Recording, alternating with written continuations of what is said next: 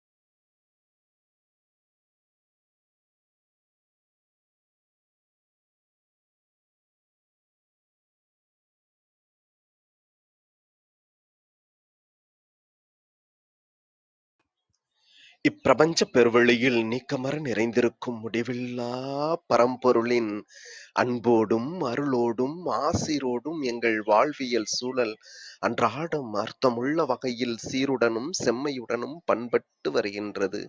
இதனால் இச்சமூகத்தின் சீரிய சிறந்த முன்மாதிரிகளாக நாங்கள் திகழ்வதோடு நில்லாமல் பல்வேறு சாதனைகளையும் அதன் வாயிலாக சரித்திரங்களையும் படைக்கும் அற்புத படைப்பாளிகளாக பரிணமிப்போம். இறைமைக்கு நன்றி.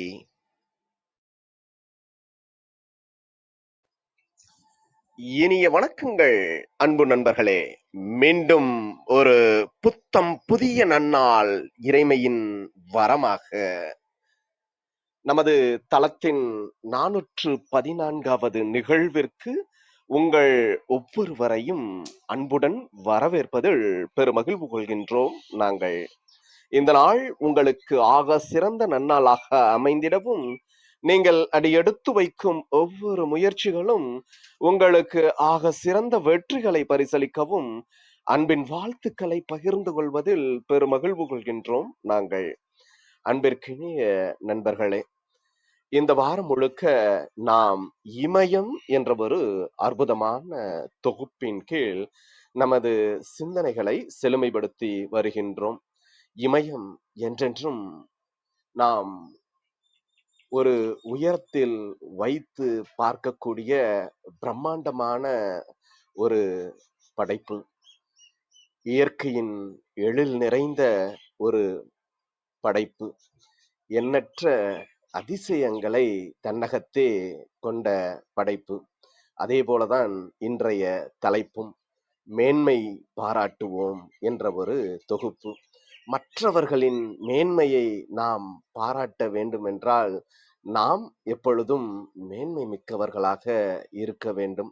அத்தகையதோர் உயரியதோர் குணத்திற்கு சொந்தக்காரர் அன்பு அண்ணன் ரோட்டரி பாஸ்கரன் அவர்கள்.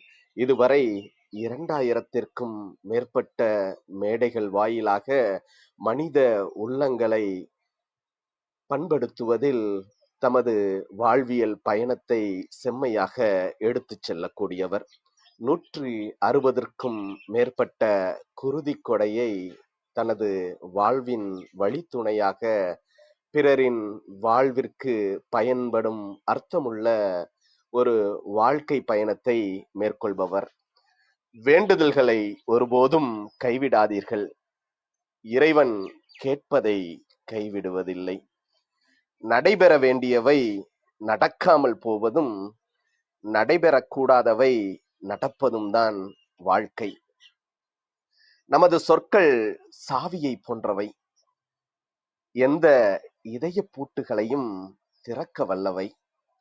நாம் கற்றுக்கொள்ளும் வரை வாழ்க்கை தனது பாடத்தை கற்று கொடுத்து கொண்டேதான் இருக்கும்.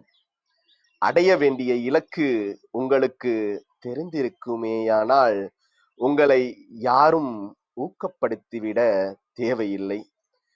பிறர் நலமான வாழ்வு பெற முதலில் நமது சிந்தனையை நலமானதாக மாற்றிக்கொண்டால் போதும். வாழ்க்கை ஒரு நொடியில் மாறிவிடுமா என தெரியாது, ஆனால் ஒரு நொடியில் நாம் எடுக்கும் முடிவுதான் வாழ்க்கையையே மாற்றிவிடும். கொடுத்தே பழகிய உள்ளம் ஒருபோதும் கெடுக்க நினைப்பதில்லை. அனைத்தையும் நினைவில் கொள்வது தேவையில்லாதவற்றை மறந்து விடுவதே சிறந்த உள்ளத்தின் அடையாளம். உலகம் முழுவதும் நல்லவர்கள் நிரம்பியுள்ளனர். உங்களால் ஒருவரை கூட காண இயலவில்லையா? அந்த ஒருவராக நீங்கள் இருங்கள். மகிழ்ச்சி என்பது வித்தியாசமான கணக்கு. கொடுக்கும் போதுதான் இருப்பு அதிகமாகும். ஆம், இவை அனைத்தும் இன்றைய சிறப்பு பேச்சாளராக இணைந்துள்ள அன்பு அண்ணன் ரோட்டரி பாஸ்கரன் அவர்களின் கவித்துளிகள் அங்குசம் என்ற நூல் வாயிலாக இந்த தமிழ் கூறும் நல்லுலகிற்கு எழிலினி பதிப்பகம், எமரால்டு பதிப்பகம் வாயிலாக வெளிவந்துள்ள ஒரு அற்புதமான, நம்மை நாம் உணரக்கூடிய கவித்துளிகளை கொண்ட அற்புதமான படைப்பு. ஒரு மனிதனின் எண்ண ஓட்டம் எந்த அளவிற்கு சிறந்தது என்பதற்கு இந்த நூல் ஒரு ஆக சிறந்த சான்றாக அமைந்துள்ளது. இதுபோல நல்ல நல்ல நூல்களை நமது தமிழ் கூறும் நல்லுலகிற்கு கொடுத்த கவிஞரும் எழுத்தாளருமான அன்பு அண்ணன் ரோட்டரி பாஸ்கரன் அவர்கள் இன்று நமது தளத்தில் தொடர் நிகழ்வாக அரங்கேறி வரும் மேன்மை பாராட்டுவோம் என்ற அற்புதமான தொடர் நிகழ்வின் மற்றும் ஒரு சுவாரஸ்யம் நிறைந்த பதிப்பினை இன்று நம்மிடையே பகிர்ந்து கொள்ள இணைந்திருக்கின்றார். இன்று நமது எளிய அழைப்பினை ஏற்று இன்றைய நிகழ்வின் சிறப்பு அழைப்பாளராக, சிறப்பு பேச்சாளராக இணைந்து கொண்ட அன்பு அண்ணன் அவர்களை சொல்லரங்க சொந்தங்களாகிய உங்கள் ஒவ்வொருவரின் சார்பிலும் சரித்திரம் படைப்போம் தளம் இந்நிகழ்விற்கு வருக வருக வருக என்று வரவேற்பதில் பெருமகிழ்வு கொள்கின்றது. வாருங்கள், அடுத்த 50 நிமிடங்கள் மேன்மை பாராட்டுவோம். நமது வாழ்வியல் புத்தகத்தில் புத்தம் புதிதாய் இன்று மலர்ந்துள்ள புதியதோர் பக்கத்தின் அழகியதோர் அத்தியாயத்தின் வாயிலாக மேன்மக்களின் மேன்மையோடு நமது வாழ்வியல் மேன்மையையும் மெருகூட்டுவோம். நமது வாழ்வியல் வழித்தடங்களை இன்னும் இன்னும் செறிவூட்டுவோம். நன்றி.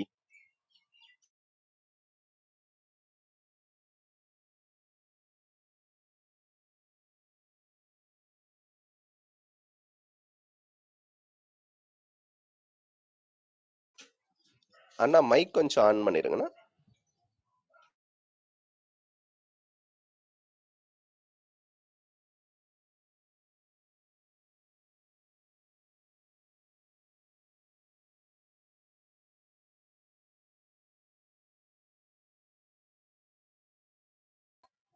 அண்ணா மைக் மியூட்ல இருக்குங்க.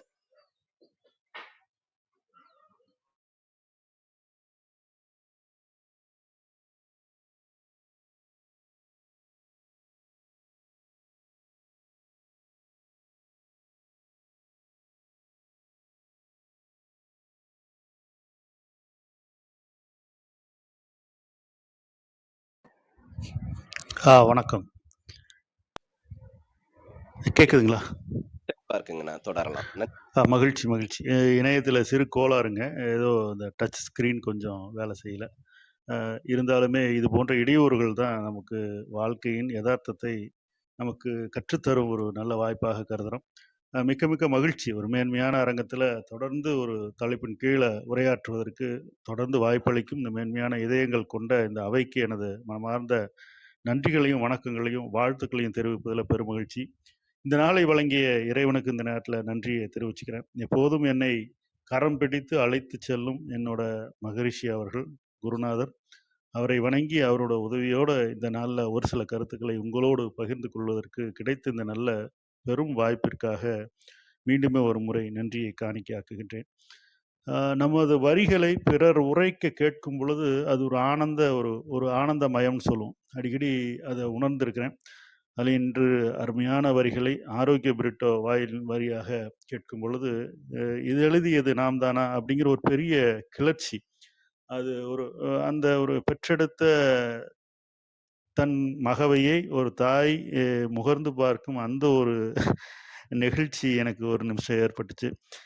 அதுபோல இதை கொண்டாடும் உள்ளங்கள் உலகம் முழுவதும் நிறைந்திருப்பதால் தொடர்ந்து 10 நூல்களை வெளியிட முடிஞ்சது.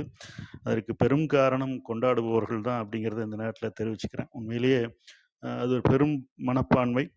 இந்த அவையில் என்னுடைய நூலின் பிள்ளை திருத்தினரும் இருக்காங்க. கவிதா அப்படிங்கிற கேட்பாளராக அவங்க இருக்காங்க. என்னுடைய அத்தனை நூல்களையும் பிள்ளை திருத்தினர், நெறிப்படுத்தினர். அவங்களுக்கும் இந்த பெருமை இந்த நேரத்தில் போய் சேரும். ஏன்னா அந்த வரிகளை வாசித்து பிழை திருத்தி மற்றவர்கள் வாசிப்பதற்கு முன்பாக வாசிக்கிற அந்த வாய்ப்பு அவர்களுக்கு கிடைச்சிருக்கு. அதற்கும் இந்த நேரத்தில் அவையில் இருக்கிறதுனால அவங்களுக்கும் இந்த நேரத்தில் எனது மனமார்ந்த வாழ்த்துக்களையும் நன்றியையும் தெரிவிச்சுக்கிறேன். மகிழ்ச்சி. தொடர்ந்து மேன்மையானவர்கள் நிறைந்துள்ள அவையில் எனக்கும் ஒரு இடம் அளித்து கொண்டே இருக்கும் இந்த பிரபஞ்சத்துக்கு மீண்டுமே ஒரு முறை வணக்கத்தை தெரிவிச்சுக்குவோம். மேன்மை பாராட்டுவோங்கிற தலைப்பின் கீழே நிறைய நல்ல உள்ளங்கள் சார்ந்த செய்திகளை நான் கற்றுக்கொண்டதை கேட்டு தெரிந்து கொண்டு என்னுடைய வாழ்வியல் முறையாக மாற்றிக்கொண்ட பல விஷயங்களை உங்களோடு பகிர்ந்து கொள்ள இது ஒரு மேன்மையான ஒரு வாய்ப்பாகவும் இருந்தது. அல்ல குறையாத ஒரு பொக்கிஷமாக இந்த மேன்மை சம்பவங்கள் இருக்கிறத பார்க்கும்போது இவ்வளவு நாள் நம்ம சில விஷயங்களை கவனிக்காத விட்டுருக்கிறோம். நம்மை சுற்றிலும் இவ்வளவு மேன்மை குவிந்து இருக்குது, நம்ம கவனிக்க தவறி இருக்கிறோமே. இந்த வாழ்வியல்ல நமக்கு இவ்வளவு விஷயங்களை இறைவன் கொடுத்திருக்கிறார். காணும் காட்சியிலெல்லாம் ஒரு மேன்மை ஒளிந்திருப்பதை அந்த காணும் வகையில் அந்த வகையில் நம்ம பார்த்தா கண்டிப்பாக ஒவ்வொரு சங்கதியிலும் ஒரு மேன்மை ஒளிந்திருப்பதை நம்ம நிறைய சம்பவங்களின் மூலமாக தொடர்ந்து 14 முறைக்கு மேலே இந்த செய்தி குறித்து நம்ம பேசியாச்சு. அப்ப இன்னுமே என்ன இருக்கு அப்படின்னா, இன்னும் நெறைய இருக்கு. இன்னும் விடுபட்டவை அப்படின்னு பார்த்தா, நெறைய சொல்ல வேண்டியவை இருக்கு. ஒவ்வொரு மாதமும், ஒவ்வொரு செய்தியை வாசிக்கும் பொழுதும், அதற்குள்ள ஒரு விஷயம் ஒளிந்திருக்கிறத நான் நெறைய காண்றேன். அதையெல்லாம் குறிப்புகளா எடுத்து வச்சிருந்து மாதம் ஒரு முறை உங்களோடு பகிர்ந்து கொள்ள ஒரு நல்ல வாய்ப்பாக இந்த அரங்கம் நமக்கு அமைத்து கொடுத்திருக்கு. இந்த அரங்க அமைப்பாளர்களும், நெறியாளர்களும், தொடர்ந்து பயணிக்கும் அன்பு உள்ளங்களும், உடல்நலம், நீளாயுள், நிறை செல்வம், உயர் புகழ், மெய்ஞானம் பெற்று மகரிஷியோட அருளால மேலோங்கி வாழ அன்போடு வாழ்த்தி துவங்குகின்றேன். இப்ப சோழகர் தொட்டி அப்படிங்கிற ஒரு நூல் வாசிக்கின்ற ஒரு வாய்ப்பு கிடைச்சது. இருளர்கள் அப்படின்னு சொல்லக்கூடிய மலைவாழ் மக்களோட வாழ்வியல் முறையே எழுதியிருக்கின்ற அந்த நூல். சோழகர் தொட்டி. வாய்ப்பு இருந்தா வாசிச்சு பாருங்க.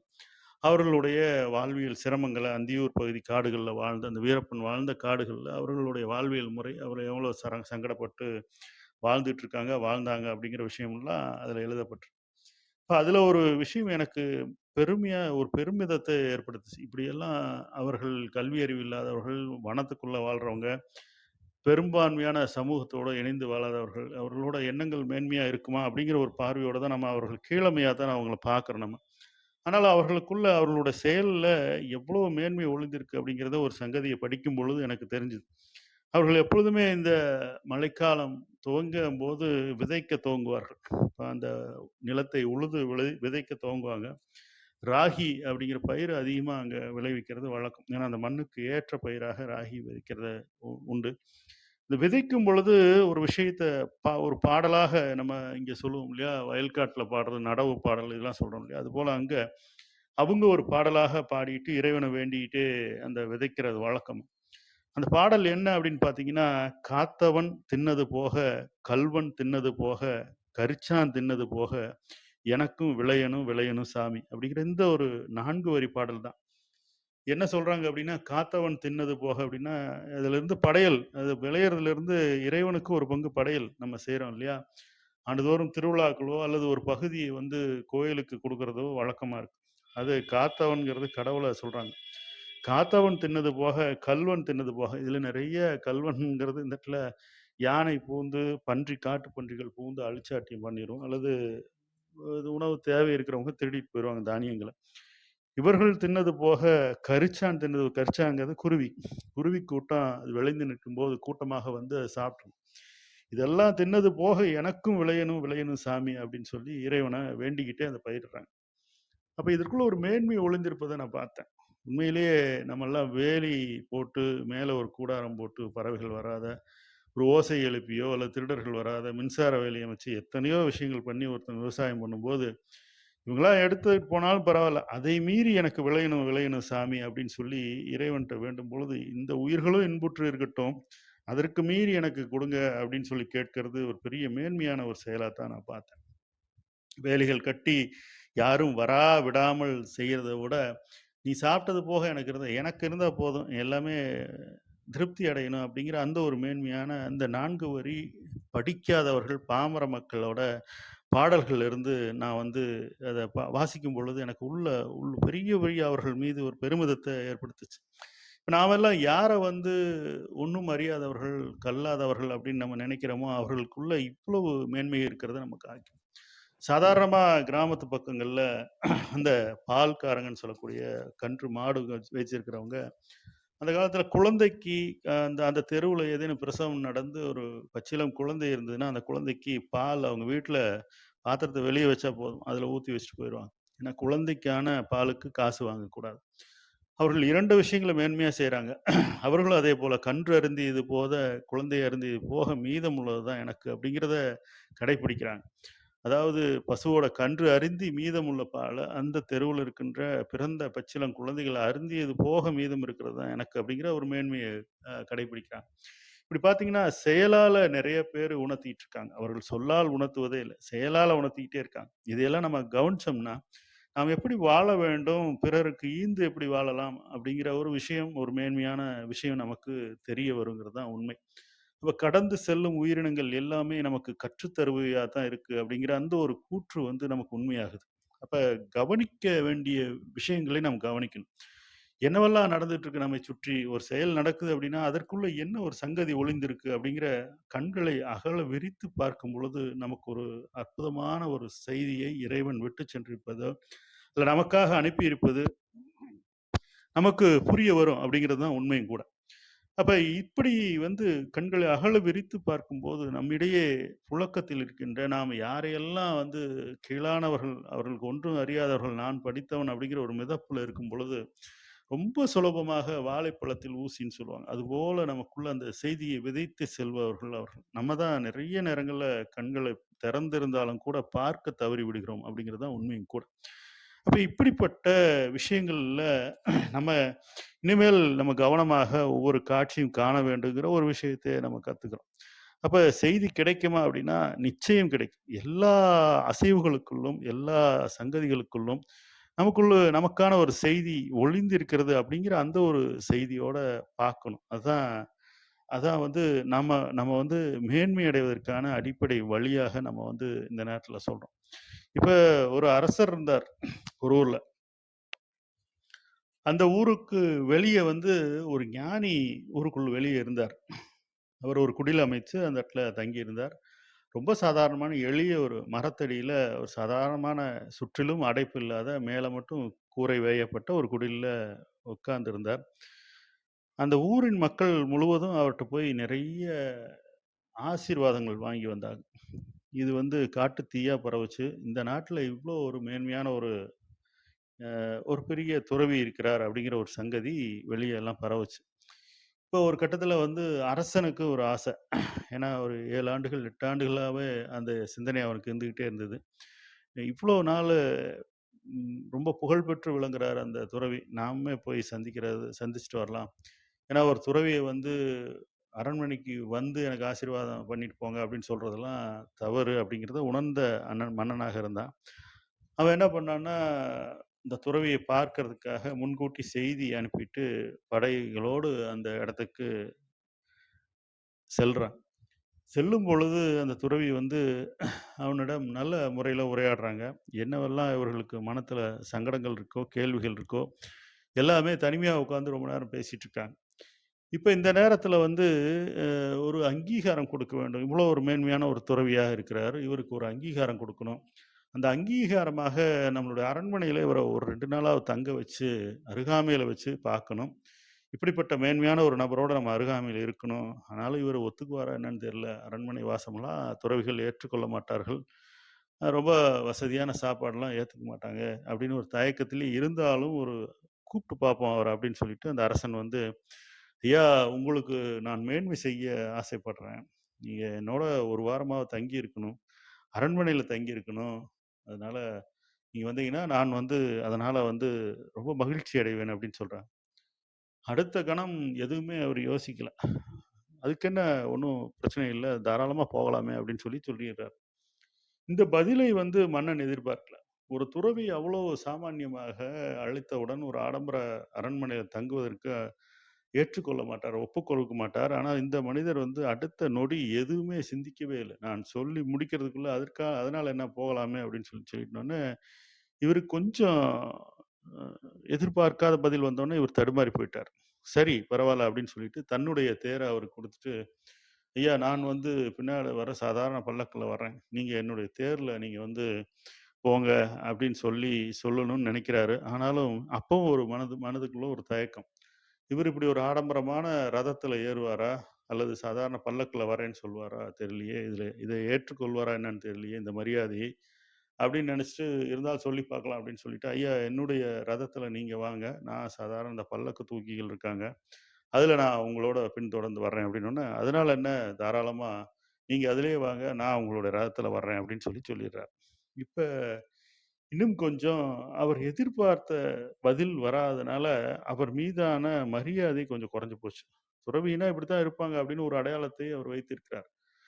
பகட்டுக்கு மயங்க மாட்டார்கள், வசதியை ஏற்றுக்கொள்ள மாட்டார்கள், ரொம்ப வாழ்வியல ரொம்ப எளிமையாக வைத்திருப்பார்கள்.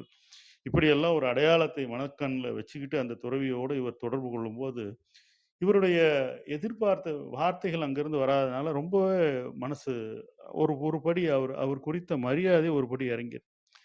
இப்ப அரண்மனையை சென்றடையறாங்க. ஒரு நல்ல விசாலமான பஞ்சு பட்டு மெத்தைகள் விரிக்கப்பட்ட ஒரு அறைய அவருக்கு ஒதுக்கி, "ஐயா, நீங்க இதுல தங்கிக்கங்க" அப்படின்னு சொல்லும்போது, அப்ப கூட அந்த மன்னனுடைய மனம் என்ன சொல்லுது அப்படின்னா, "இல்ல சாதாரண நான் தரையில் படுத்து உறங்குவது தான் வழக்கம். எனக்கு சாதாரண ஒரு பாய் இருந்தா போதும். அல்லது தரையில வெற்று தரையில படுத்து உறங்குவது தான் ஒரு துறவியோட வழக்கம்" அப்படின்னு சொல்லுவாரு. அப்படின்னு எதிர்பார்த்துக்கிட்டே இவரு இந்த முறை வேணும்னே, "ஐயா அந்த பட்டு மெத்தைகள் உங்களுக்காக சிறப்பாக புதியதா தயாரிச்சிருக்கோம். இதுல நீங்க இந்த அறையில தங்கிக்கங்க" அப்படின்னோனே, அவர் வந்து அதேபோல, "சரி உன்னுடைய ஆசைப்படியே ஆகட்டும்" அப்படிங்கிறார். "உன்னுடைய சித்தம்" அப்படிங்கிறார். இப்ப இன்னுமே கொஞ்சம் ஒரு படி வந்து ஒவ்வொரு 10, 10% அவர் மீதான மரியாதை குறைந்துகிட்டே வருது. இப்போ ஒரு கேள்வியே வந்துருச்சு அவருக்கு. என்ன உண்மையிலேயே இவர் துறவிதானா? இல்ல மக்களை ஏமாற்றிக் கொண்டிருந்தாரா? நாமும் போய் அங்க போய் சேர்ந்து அவருக்கு ஒரு பெரிய அங்கீகாரத்த குடுத்துட்டோமே! அப்படின்னு சொல்லிட்டு, ஒரு சங்கடமே அவருக்குள்ள வந்துருச்சு. அதேபோல உணவு வகையிலும், மன்னன் என்ன சாப்பிடுறானோ, அதே ஆடம்பர பல வகைகள், பல தரப்பட்ட வகைகள் உணவுகள் பரிமாறப்படுது. அவரு எந்த விதமான சங்கடமும் இல்லாமல், எதிர்ப்பு இல்லாத அதை ஏத்துக்கிறார். இதுவெல்லாம் தொடர்ந்து அவர் மீதான ஒரு சங்கடத்தை ஏற்படுத்துது. இப்ப 6 நாட்கள் கடந்து 7வது நாள் வருது. இப்ப மன்னன் வந்து இது ரொம்ப ரொம்ப அந்த அவர் மீது இருந்த பயமும், மரியாதையும் ரொம்ப போயிருச்சு. ரொம்ப சாதாரணமா வந்து அருகாமையில உட்காந்துக்கிட்டு, "அ ஐயா உங்ககிட்ட ஒரு கேள்வி கேட்கலாமா?" அப்படின்னு சொல்லி கேட்கும் பொழுது, "எனக்கு ஒரு சந்தேகம் இருக்கு. உங்ககிட்ட ஒரு கேள்வி கேட்கலாமா?" அப்படிங்கும்போது, அப்பதான் அந்த ஞானி சொல்றாரு, துறவி சொல்றாரு, "இந்த சந்தேகம் இப்போது வரல. முதல் முதலா நீ என்ன வந்து அரண்மனைக்கு எப்போது அழைத்தாயோ, அப்பவே உனக்கு வந்துருச்சு. சரிதானே?" அப்படிங்கிறார். இவருக்கு உடனே ஒரு மாதிரி ஆயிருச்சு. இது என்ன மிகச்சரியா நம்ம கணிச்சிருக்கிறாரு. நம்ம கொஞ்சம் அவசரப்பட்டோமோ! அப்படிங்கிற ஒரு கேள்வி. ஆ எப்படி இருந்தாலும் வந்து ஒரு துறவிக்கான அடையாளங்கள்லாம் இப்படி உலகோர் வந்து நியமிச்சிருக்கும்போது, நீங்க இதெல்லாம் மீறி இதெல்லாம் எப்படி வந்து நீங்க ஏற்றுக்கொள்கிறீர்கள்? அப்படிங்கும்போது, அவர் சொல்றாரு, "இப்ப என்னைப் போல நீ இருக்க முடியுமா?" அப்படின்னு கேட்கிறார். "என்னங்கய்யா?" அப்படிங்கும்போது, "என்னை அனுப்பி வைக்க நீ வருவாயா என்னோடு?" அப்படிங்கிறார். "நான் கிளம்புற நாள் வந்துருச்சு. என்னை எப்படி அழைச்சிட்டு வந்தியோ, அதேபோல என்னை கொண்டு வந்து விட்டுருவியா?" அப்படின்னு சொல்லி கேட்கிறாரு. "தாராளமா வர்றேங்க" அப்படிங்கிறார். "அப்ப பயணப்படு" அப்படிங்கிறார். பயணப்படுனோனே, மன்னர் வந்து பயணப்பட வேண்டுமென்றால், அதற்கான படை பரிவாரங்கள் அல்லது அவர்களுக்கு தேவையான பாதுகாப்பு அம்சங்கள், நிறைய மருத்துவ விஷயங்கள் அல்லது அவருக்கு தேவையான உணவு, வழி வகையில அவர் இளைப்பாறுதலுக்கு தேவையான கூடாரங்கள், இதெல்லாம் தயாராகுது. ஏறத்தாழ ஒரு 7, 8 வண்டிகள்ல தயாராகுது. இவரு வந்து தான் உடுத்தியிருந்த அந்த உடையோடு வெளிய வர்றார். இப்ப 2 பேருமே பேசிக்கிட்டே போறாங்க. போனோனே, "இப்ப என்னுடைய இடம் வந்தாச்சு. இன்னும் கொஞ்சம் நான் பயணப்பட என்னோட நீ வர முடியுமா?" அப்படிங்கிறார். போலாங்க" அப்படிங்கிறார். நடந்து போயிட்டே இருக்காங்க. மாலை வேளையே வந்துருச்சு. நான் வந்து திரும்ப போவதில்ல. என்னுடைய பயணத்த தொடரப் போறேன். என்னோட நீ வருவாயான்னு கேட்கிறார். இது என்னங்க இப்படி கேட்குறீங்க? எனக்குன்னு ஒரு ராஜ்யம் இருக்கு. எனக்கு மனைவி, மக்கள் இருக்காங்க. எனக்கு குடும்பம் இருக்கு. என்னை நம்பி மக்கள் இருக்கிறாங்க. நான் ஆட்சி முறையில இருக்கிறேன். நான் எப்படி வர முடியும்? அப்படிங்கிறார். இதுதான் உனக்கும் எனக்குமான வித்தியாசம். எப்போது எது கிடைத்தாலும் நாங்கள் அந்த இடத்திலே அதை விட்டு விலகி வர எங்களால் முடியும். உன்னால முடியாது. இதுதான் எனக்கும் உனக்கும் உள்ள ஒரு வித்தியாசம். இதுதான் துறவிக்கான அடையாளம். கிடைப்பதை வந்து அவர்களுடைய மனமகிழ்ச்சிக்காக விரும்புபவர்கள் மனமகிழ்ச்சிக்காக ஏற்றுக்கொள்வதும், நான் அந்த இடத்துல இதெல்லாம் எதுவும் வேண்டாம் அப்படின்னு சொன்னா, அன்பின் மிகுதியால் நீ செய்யும்போது உனக்கு ஒரு சங்கடத்தை ஏற்படுத்துவேன். அந்த பாவத்தை நான் ஏற்றுக்கொள்ள எப்பவுமே தயாரா இல்ல. இதை சாப்பிடக்கூடாதுன்னு துறவிகளுக்கு எந்த விதமான நியதியும் இல்ல. இப்படிலாம் இருக்கணும் வாழ்வியல் முறைன்னு சொல்லி எந்த நியதியும் இல்ல. பிறரை அன்போடு வச்சுக்கணும். தன்னிடம் வருவர்ட்ட கருணையா இருக்கணும். அதுதான் உண்மையான துறவிக்கான அடையாளம். நீ வந்து உண்மையாவே எனக்கு வந்து அன்பு செலுத்தல. என்னை சோதிக்க தான் நீ விரும்பினாயே தவிர, என் மீது உண்மையான அன்பு செலுத்தல. எந்த இடத்தையும் அப்படியே விட்டுவிட்டு எங்களால் வந்து எங்கேயும் நகர்ந்து வர முடியும். எங்களுக்கென்று எதுவும் இல்லாதனால என்னால அது சாத்தியம். உன்னால அது சாத்தியம் இல்ல. நீ பற்றுக்களோடு இருக்கிறாய். நாங்கள் பற்றற்று இருக்கிறோம். இதுதான் வித்தியாசம். இதுதான் மேன்மை அப்படின்னு சொல்லி சொன்னார். அப்ப நாமும் அது போல தான். பற்றுக்கள் நிறைய இருக்கிறதுனால தான் எல்லா விஷயங்களையும் வந்து மற்றவர்கள் வந்து உதறி தள்ள வேண்டும்னு நினைக்கிறோமே தவிர, நாம் வந்து எப்படி எதெல்லாம் உதறி தள்ள வேண்டும் அப்படிங்கிற அந்த விஷயத்தை நினைக்கும் பொழுது தான் நாமுமே ஒரு மேன்மையான ஒரு ஞானியாகவோ, அல்லது அதுபோல துறவியாகவோ, அல்லது பிறருக்கு கருத்து சொல்லக்கூடிய தகுதி நமக்கு வரும் அப்படிங்கிறத இந்த சம்பவத்தின் மூலமாக நான் கற்றுக்கொண்டேன். இப்ப அ உறவோட மேன்மையில ஒரு செய்திய நான் வந்து வாசிக்கிறதுக்கான வாய்ப்பு கிடைச்சுது. உறவுகளோட மேன்மை. ஒரு நகை வியாபாரி இருக்காரு.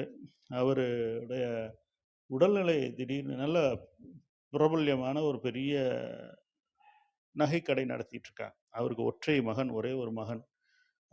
அவர் வந்து இந்த 7ஆம் வகுப்பு, 8ஆம் வகுப்பு படிச்சுட்டு இருக்காங்க. அந்த அந்த வயதில இருக்காரு. திடீர்னு வந்து ரொம்ப பிரபலமாக நடந்துகிட்டு இருக்கிற, நல்ல வணிகம் நடந்துட்டு இருக்க அந்த கடையில நடத்திக்கிட்டு இருக்கிற அந்த வியாபாரிக்கு உடல் நலக் குறைவு ஏற்பட்டு ஒரு நாள் வந்து அவர் இறந்து போறார். இப்ப வறுமை சூழ்ந்துக்குது அந்த குடும்பத்த. அம்மா வந்து ரொம்ப சங்கடப்படுறாங்க. அவர் நடத்திய கடைகள் எல்லாம் இழந்தாச்சு. எல்லாமே சாப்பிடுறதுக்கு கூட கொஞ்சம் கஷ்டமான ஒரு சூழ்நிலை இருக்கு. இந்த சமயத்துல இருக்கிறது ஒரே ஒரு நீலக்கல் பதித்த ஒரு நெக்லஸ் தான் அவங்ககிட்ட இருக்கு. அந்த வந்து கழுத்து அட்டின்னு சொல்லுவாங்க இல்லையா? அந்த பொருள், அந்த நகை அவங்ககிட்ட இருக்கு. கடைசி வாய்ப்பாக இதை விற்று வந்து நம்ம வந்து நம்மளுடைய வாழ்க்கையை ஓட்ட வேண்டும். பார்த்தா நல்ல விலை மதிப்பில்லாத ஒரு நல்ல பெரிய நீலக்கல் பதித்த ஒரு நகையா இருக்கு. இத வந்து வித்தோம்னா நம்ம வாழ்க்கையில நம்ம 2 பேரும் வந்து அந்த மீதமுள்ள நாட்கள ஓட்டிறலாம் அப்படின்னு சொல்லிட்டு முடிவெடுத்து அந்த அம்மா வீட்ல பத்திரப்படுத்தி வச்சிருந்த அந்த நகைய எடுத்து அவருடைய மாமா, அதாவது இந்த அவருடைய மனைவியின் அண்ணார், அந்த பையனுக்கு மாமா, தாய் மாமா.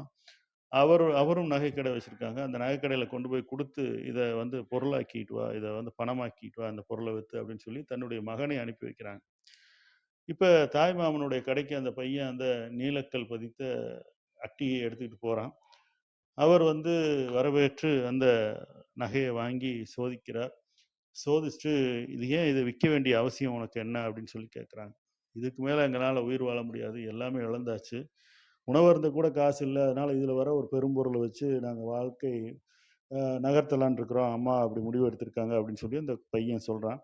இப்ப தாய்மாமா வந்து, "உனக்கு ஒரு வாழ்க்கைக்கான வழியை நான் குடுக்குறேன். நீ வந்து என்னுடைய கடையில நாளையிலிருந்து வேலைக்கு சேர்ந்துக்கலாம். தொழில கத்துக்கு. அப்பா விட்டுட்டு போன இடத்தை பிடிக்க வைக்கிறது, உனக்கு அந்த தொழில கத்து தர்றது என்னுடைய எனக்கான ஒரு வாய்ப்பாக நான் கருதுறேன். அந்த இடத்தை நீயும் வந்து தக்க வைக்கணும். நீயும் ஒரு பெரிய நகைக்கடை முதலாளியா ஆகணும். அதற்கான பயிற்சியையும், சம்பளத்தையும் நானே குடுக்குறேன். என்னுடைய கடையில நீ வேலை செய். இத விக்க வேண்டாம். இத பத்திரமா அம்மாட்ட குடுத்து வச்சிருந்து, உங்க வாழ்வியலுக்கு தேவையான பணத்தை நான் தர்றேன்." அப்படின்னு சொல்லி சொல்றார். இப்ப அந்த இளைஞன் வந்து சிறு வயது மாணவன். அந்த கடையில சேர்ந்து நீண்ட நெடுநாட்களாக பணிபுரிந்து தொழில் நுணுக்கங்கள், ஒரு நகைய எப்படி ஆராய்ச்சி பண்றது? நகையோட உண்மை தன்மைய தெரிஞ்சுக்கிறது, பரிசோதிக்கிறது. அந்த கல் கல்லெல்லாம் வந்ததுன்னா, அந்த கற்களோட மதிப்ப தெரிஞ்சுக்கிறது. இந்த விஷயங்கள் எல்லாம் தெரிஞ்சுக்கிட்டு, தனியாக ஒரு கடை வைக்கிற அளவுக்கு ஒரு பெரும் முதலாளியாக உருவெடுக்கிற அளவுக்கு அவன வந்து உருவாக்கி விட்டார் அந்த தாய்மாமா. இப்போ ஒரு நாள் வந்து அவருக்கான ஒரு கடையை நிர்ணயித்து, "இது நாள் வரைக்கும் என்னிடம் உழைத்ததுல மீதம் பிடித்த பணத்துல இருந்து இந்த கடைய உனக்கு உருவாக்கி குடுத்துருக்கேன். இதுல நீ வந்து முதலாளியாக உட்காரணும். உங்க அப்பாவோட ஸ்தானத்துல நீ இருக்கணும். அதுதான் அந்த இடத்துல உன்னை கொண்டு வந்து விடுறேன்னு நான் வந்து உனக்கு அம்மாவுக்கு உறுதி அளிச்சிருந்தேன். அத நான் செய்றேன்." அப்படின்னு சொல்லிட்டு அந்த ஏற்பாடுகள்லாம் செஞ்சு குடுத்து, முதல் நாள் விற்பனைய துவக்கி வைக்கிறார். இப்ப முதல் நாள் விற்பனைக்காக என்ன சொல்றாரு அப்படின்னா, அந்த அந்த தாய்மாமா வந்து அந்த பையன்கிட்ட சொல்றாரு, "நீ சின்ன வயதா இருக்கும்போது ஒரு நகையை விற்கிறதுக்காக என்கிட்ட எடுத்துட்டு வந்த இல்லையா? அந்த நீலக்கல் பதித்த அந்த அட்டி. அத இன்னைக்கு எடுத்துக்கிட்டு வந்து அதோட மதிப்பீடை நீ இன்னைக்கு எனக்கு செஞ்சு காட்டு. இன்றைய சந்தை மதிப்பு எவ்வளோ இருக்குன்னு நீ வந்து மதிப்பிட்டு சொல்லு. நீ வந்து முழுமையா தேறிட்டியா இல்லையாங்கிறத நான் சொல்றேன்." அப்படின்னு சொல்றாரு. அப்ப வீட்ல இருந்து அது கொண்டு வரப்படுது. அப்ப அத சோதிச்சு பார்க்குறான் அந்த இளைஞன். சோதிச்சு பார்க்கும் பொழுது, அது போலி நகை அப்படிங்கிறது தெரிஞ்சுது. அது வந்து தங்கமே அல்ல. அது போலி உலோகத்தினால் செய்யப்பட்ட எதற்கும் ஆகாத ஒரு நகை அப்படிங்கிறத தெரிஞ்சுக்கிறான். இப்ப அந்த அந்த இளைஞனுக்கு பெரிய சங்கடம் வருது. இது வந்து மாமாவுக்கு எப்படி அன்னைக்கே தெரியாது இருந்தது. இது பத்திரமா கொண்டு போய் வீட்ல வைன்னு எப்படி சொன்னாங்க அப்படின்னு சொல்லிட்டு அவர்ட்டமே அந்த சந்தேகத்த கேட்றான்.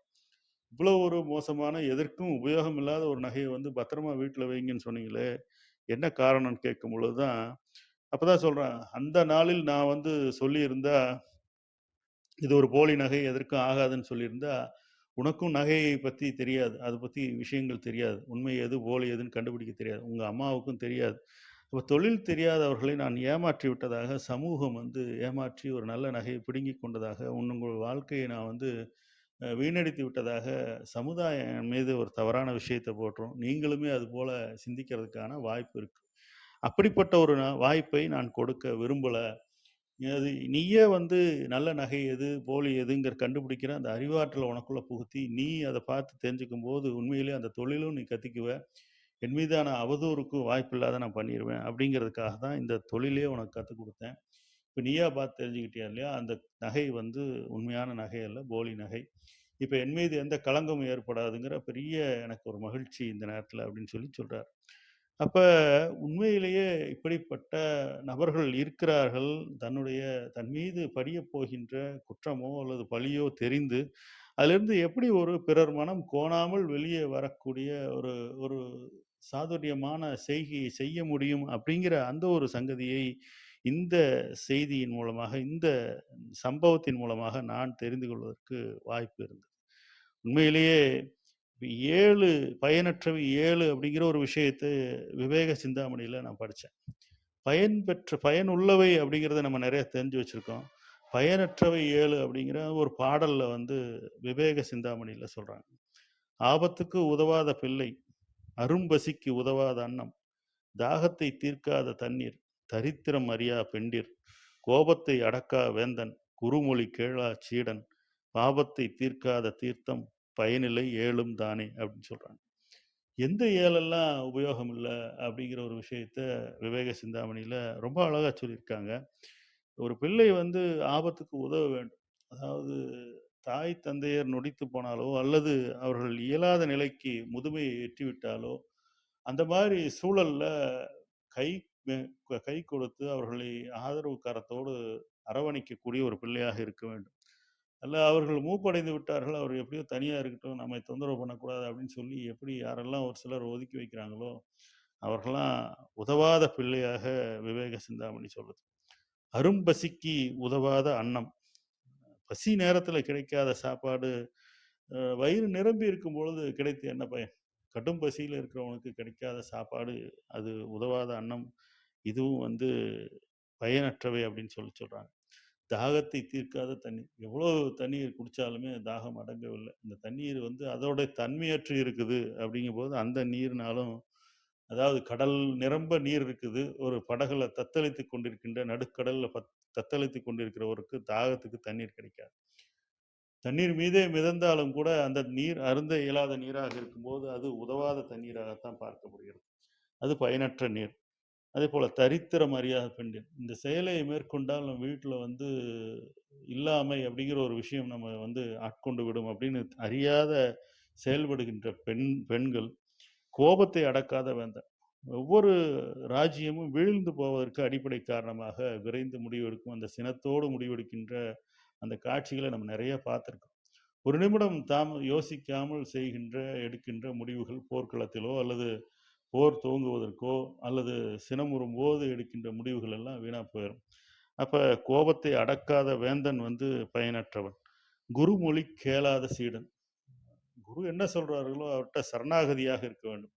அவர்கள் நம்மளுடைய மேன்மைக்காக வழிகாட்ட வந்தவர்கள்ங்கிற அந்த சிந்தனை இல்லாம அவர்களை உதாசீனப்படுத்துகின்ற சீடர்கள். பாவத்தை தீர்க்காத தீர்த்தம். எத்தனை குளங்கள்ல போய் கோயில்ல இருக்கின்ற தீர்த்தங்கள்ல நீராடினால் இது போன்ற நோய் தீரும், பாவங்கள் தீரும், அல்லது நம்மை பிடித்த சங்கடங்கள் தீரும் அப்படிங்கிற ஒரு நம்பிக்கையோடு மக்கள் அதுல போய் நீராடுறாங்க. அப்படி நீராடியும் அவர்களுடைய சங்கடங்கள் நீங்கல அப்படின்னா, அந்த தீர்த்தத்தினால பயனில்ல. இவை பயனிலை 7ம் தானே அப்படின்னு சொல்லி விவேக சிந்தாமணி சொல்லுது. நம்ம நிறைய மேன்மைகள பார்க்கும் பொழுது, இந்த செயலெல்லாம் இருந்தால் தான் அந்த விஷயங்கள் வந்து மேன்மை அடைகிறது அப்படிங்கிறது இந்த நேரத்துல நம்ம கவனிக்க தவறக்கூடாது அப்படிங்கிறதுக்காக தான் இந்த விஷயத்தை நான் சொன்னேன். உண்மையிலேயே 7 செயல்களை கவனியுங்கள் அப்படிங்கிற ஒரு கட்டளைய நமக்கு பெரியவர்கள் சொல்லியிருக்காங்க. இந்த 7ஐ கவனிக்கும் பொழுது, நாம் எப்படிப்பட்ட மேன்மையான வாழ்க்கை வாழ்ந்து கொண்டிருக்கின்றோம் அப்படிங்கிறது நமக்கு புரிய வரும்.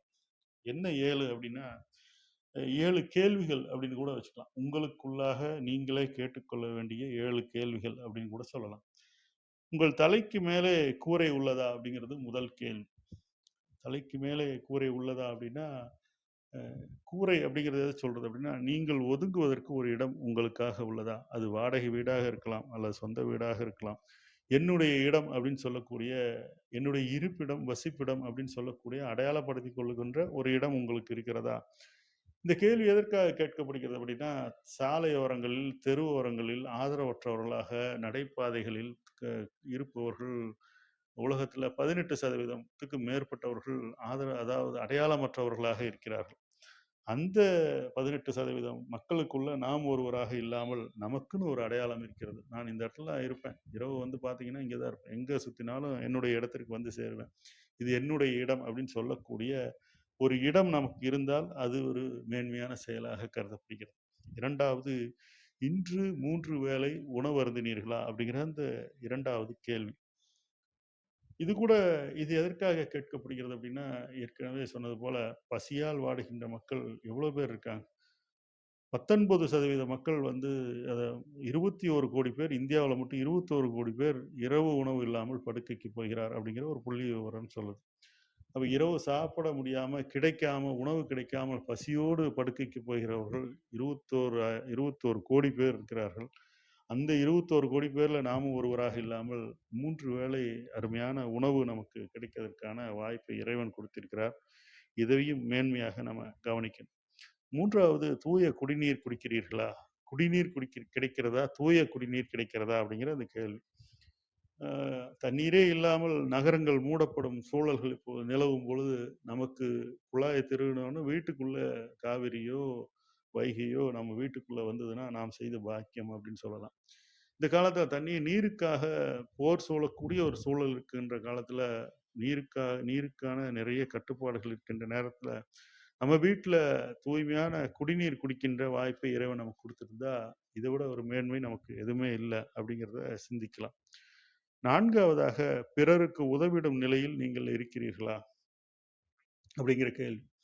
யார் உதவுவார்கள் அப்படிங்கிற அந்த கேள்வியை வச்சோம்னா, யாரெல்லாம் தன்னிறைவு அடைந்தார்களோ, எனக்கு தேவையானதை நான் முடிச்சுக்கிட்டேன். இனிமேல் என்ன அப்படின்னா, இது எனக்கு மிஞ்சியது தானம். தனக்கு மிஞ்சியது தானம் அப்படிங்கிறது போல, எனக்கு தேவையானதெல்லாம் ஃபுல்ஃபில்டு அப்படின்னு சொல்லுவாங்க. அதாவது செறிவூட்டப்பட்ட மனிதன், முழுமையடைந்த மனிதனாக இருக்கிறவங்க என்ன பண்ணுவாங்க அப்படின்னா, மேன்மையடைந்த மனிதனாகவும் இருப்பாங்க. யாரெல்லாம் கொடுக்கின்ற எண்ணத்தில் இருப்பாங்க அப்படின்னு பார்த்தா, பிறருக்கு உதவிடும் நிலையில் யார் இருப்பாங்க அப்படின்னா, ஒரு பரந்த மனதுடைய மனிதனால தான் அந்த செயல்ல ஈடுபட முடியும். எல்லாமே எனக்கு 7 தலைமுறைக்கு நான் சொத்து சேர்த்துவேன் இருக்கின்ற ஆட்கள் வந்து இருக்கின்ற காலத்துல, என்னால வந்து பிறருக்கு உதவ முடியும். ஏதேனும் உதவி அப்படின்னா, பொருள் சார்ந்தல், ஒரு இரத்த தானம் குடுக்கிறது, ஒரு வாய் வார்த்தைகள், ஒரு ஆதரவான உடல் நலம் இல்லாமல் இருப்பவர்களுக்கு ஒரு ஆதரவாக, அனுசரணையாக ஒரு ஆறுதல் தருவது, முதியோர்களிடம் காலம், நேரம் செலுத்துவது, இது போன்ற விஷயங்களையாவது பிறருக்கு உதவிடும் நிலையில் நீங்கள் இருக்கிறீர்களா? அப்படின்னா, உண்மையிலேயே நீங்கள் மேன்மையானவர்கள் அப்படிங்கிற ஒரு மதிப்பெண்ணை நீங்க குடுத்துக்கலாம். 5வதாக, பிறரை பாராட்டுகின்றீர்களா? அப்படின்னு வந்து ஒரு கேள்வி. என்னைக்காவது எதற்காவது ஒரு சிறு பாராட்டாவது பிறரை பாராட்டியிருக்கிறோமா? பிறரை அங்கீகரிச்சிருக்கிறோமா? பிறரை வாழ்த்தியிருக்கிறோமா? அப்படிங்கிற ஒரு விஷயத்தை நமக்குள்ள மனக்கண்ல கேட்கும் பொழுது, ஆமா, நான் என்னோட சக பணியாளர்களை பாராட்டுகின்றேன். எனக்காக உதவி செய்கின்ற இல்லத்தரசியை பாராட்டுகின்றேன். என்னோடு இருக்கின்ற சக நண்பர்களை பாராட்டுகின்றேன். ஒவ்வொருத்தரையும் பிறந்த நாள்ல வாழ்த்துறேன். அல்லது என்னால் முடிஞ்ச அளவு எனக்கு யாரெல்லாம் என்னோடு இணக்கமாக, கருணையோடு இருக்கிறார்களோ அவர்கள் எல்லாம் வாழ்த்துறேன். அப்படிங்கிற ஒரு பதில் உங்களோட பதிலா இருந்தா, யார் வாழ்த்துவாங்க அப்படிங்கிற அந்த கேள்வி கேட்டா, யார் பாராட்டுவாங்கன்னு பார்த்தா, பரந்த மனப்பான்மை யாருக்கு இருக்கோ அவங்க தான் பாராட்ட இயலும். ஏன்னா குறுகிய மனமுடையவர்கள் பிறரை அங்கீகரிக்க மாட்டார்கள், பாராட்ட மாட்டார்கள்ங்கிறது உண்மை. அப்ப பரந்த மனதுடையவர்கள் தான் பாராட்டுவார்கள். நாமும் பரந்த மனப்பான்மையுடையவர்களாக இந்த உலகத்தில் இருக்கிறோம் அது ஒரு மேன்மையாக நம்ம கருதிக் கொள்ளலாம். 6வதாக, உங்களை நலன் விசாரிக்க யாரேனும் உள்ளனரா? இந்த உலகத்துல உங்களை சாப்பிட்டியா? நல்லா இருக்கியா? தூங்குனியா? என்ன பண்ணிட்டு இருக்க? எப்படி போயிட்டு இருக்கு வாழ்க்கை? அப்படின்னு கேட்பதற்கு யாராவது இருக்கிறாங்களா? அப்படிங்கிற ஒரு கேள்வி வைத்து பாருங்கள். கண்டிப்பாக, நிச்சயமாக இருக்கிறார்கள் அப்படின்னா, நீங்க மேன்மையானவர்கள். ஏன்னா, ஏற்கனவே சொன்னது போல ஆதரவற்றவர்களாக, நாதியற்றவர்களாக, கேட்பாரற்றவர்களாக உலகில் பெரும் மக்கள், ஒரு ஒரு குறிப்பிட்ட சதவீத மக்கள் தெருவோரங்களில் இருக்கும் பொழுது, நாம் அதற்குள் ஒருவராக இல்லாமல், நாம் ஒரு குடும்பம் அப்படிங்கிற ஒரு கட்டமைப்புக்குள்ள இருக்கிறோம். நம்மை விசாரிப்பதற்கு நண்பர்கள் அப்படிங்கிற ஒரு பெரிய கூட்டம் இருக்கிறது. யாரேனும் ஒருத்தர் நம்மை நலம் விசாரிக்க இருக்கிறார்கள் அப்படிங்கிற ஒரு பெரிய பொக்கிஷத்தோடு நாம் இருக்கிறோம். நாம மேன்மையானவர்கள் அப்படிங்கிற ஒரு விஷயத்தை உங்களுக்கு மதிப்பெண்களாக கொடுத்துக் கொள்ளலாம்.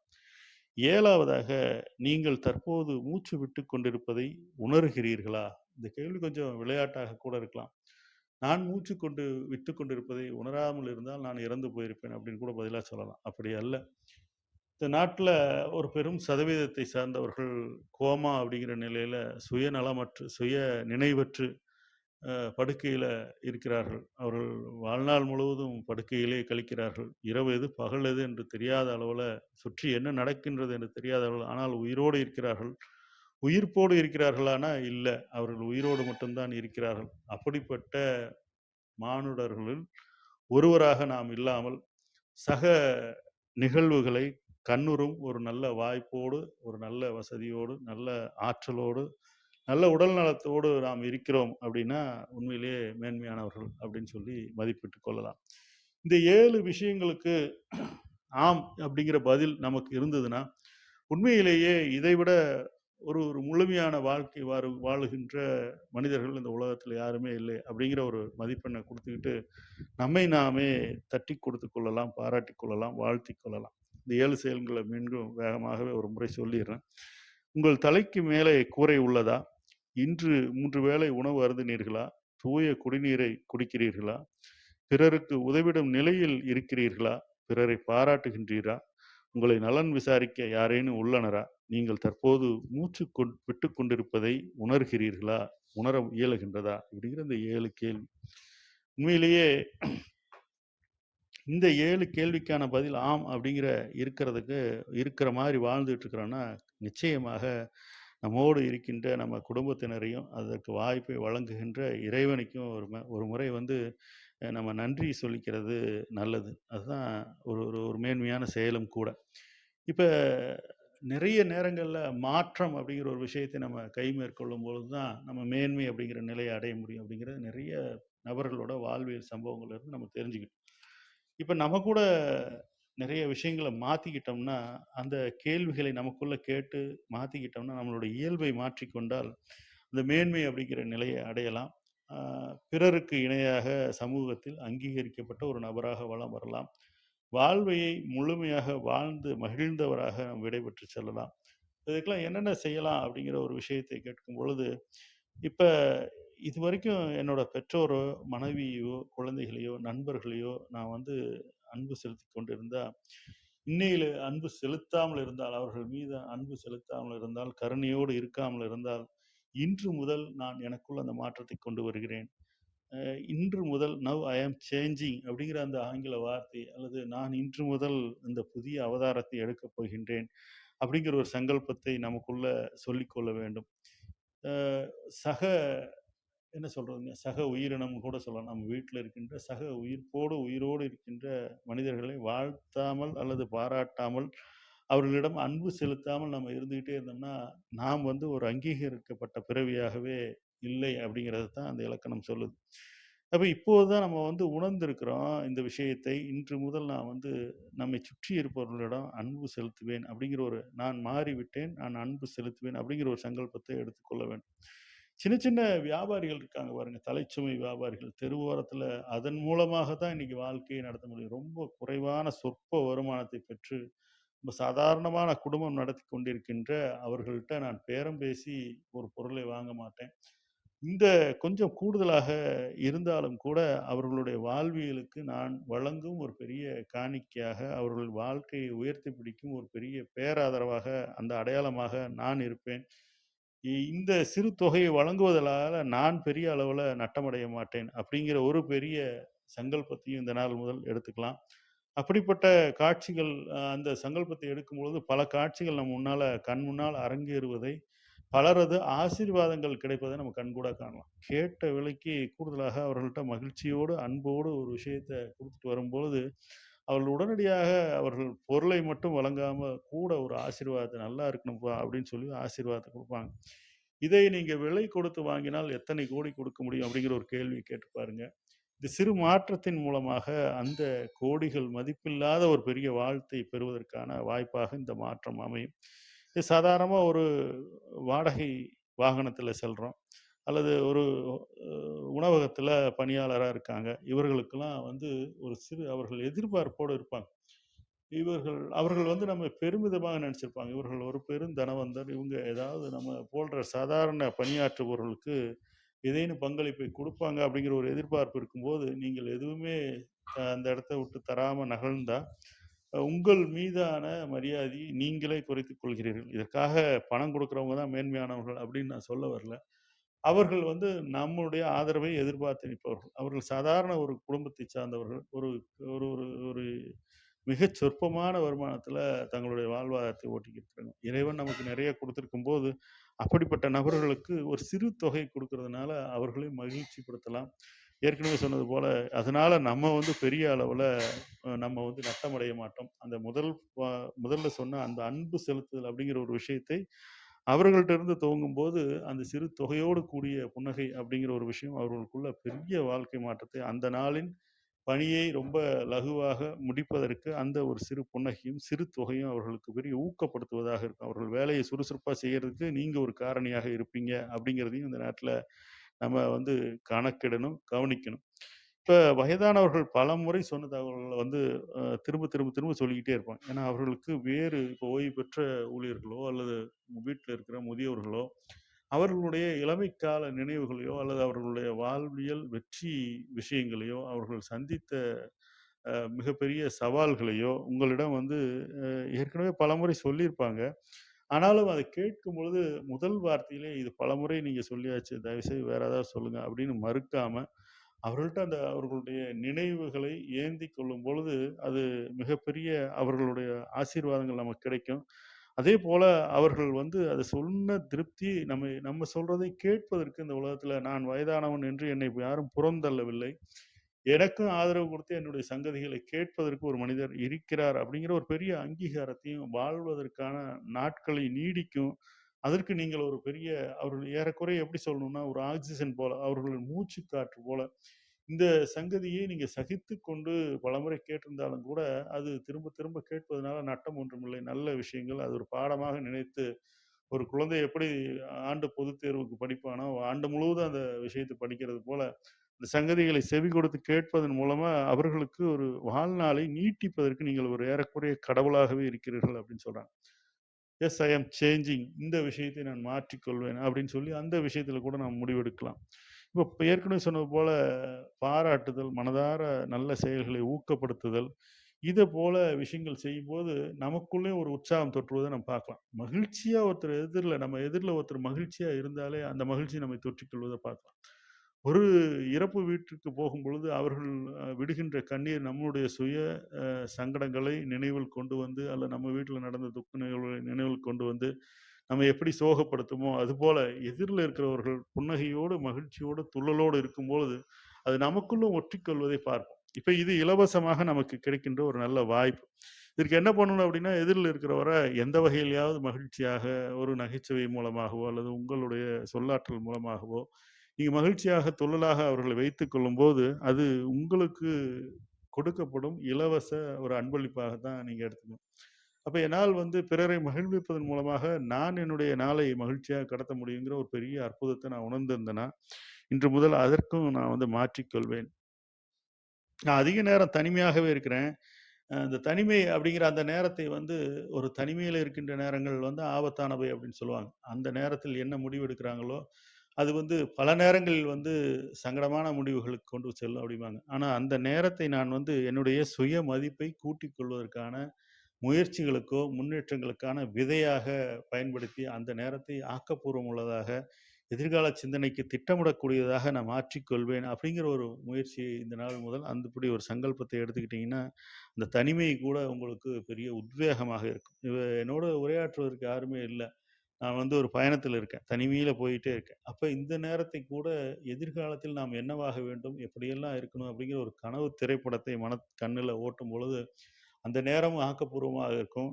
அ வேறு நாம் பின்னோக்கி செல்வதற்கான வாழ்க்கையில் சங்கடமான ஒரு சில செயல்களை செய்வது அந்த விஷயத்திலிருந்து விடுபடுவதற்கான ஒரு வாய்ப்பாகவும் அமையும். அதுபோல நாமும் எஸ் ஐ அம் சேஞ்சிங் அப்படிங்கிற அந்த ஒரு விஷயத்தை அந்த நாள் முதல் நம்ம பிடிக்கும்போது, இந்த ஒரு பெரும் பாக்கியமும் நமக்கு கிடைக்கும். உண்மையிலே ஈகோ அப்படிங்கிற ஒரு விஷயம் தான் உறவுகளை நம் அருகில் நெருங்க விடாமல் பார்த்துக்கிற ஒரு அந்த 3 எழுத்து சொல். அதை வந்து நான் எப்பொழுதுமே கடைபிடிக்க மாட்டேன். எனக்குள்ள அப்படி ஒரு விஷயமே கிடையாது அப்படிங்கிறத திரும்ப, திரும்ப, திரும்ப, திரும்ப நீங்க உருவேற்றிக் கொள்ளும்போது, உறவுகள் இன்னும் நெருங்கி வருவத பார்க்கலாம். உறவுகள் நெருங்கி வந்தா உணர்வுகள் கூடும். உணர்வுகள் கூடும் இடத்துல மகிழ்ச்சியும், அ அ இன்பமான ஒரு சூழலும் ஏற்படுங்கிறதுல எந்த மாற்று கருத்துமே இல்ல. இப்ப அந்த ஈகோ அப்படிங்கிற விஷயத்தை நான் கை மேற்கொள்வதில்லை அப்படிங்கிற ஒரு விஷயத்தை நீங்க ஒரு சங்கல்பமாக எடுக்கும் பொழுது, உடனடியாக உங்களைச் சுற்றி ஒரு மகிழ்ச்சி வளையம் சூழ்வதை உடனே நீங்க உணரலாம்.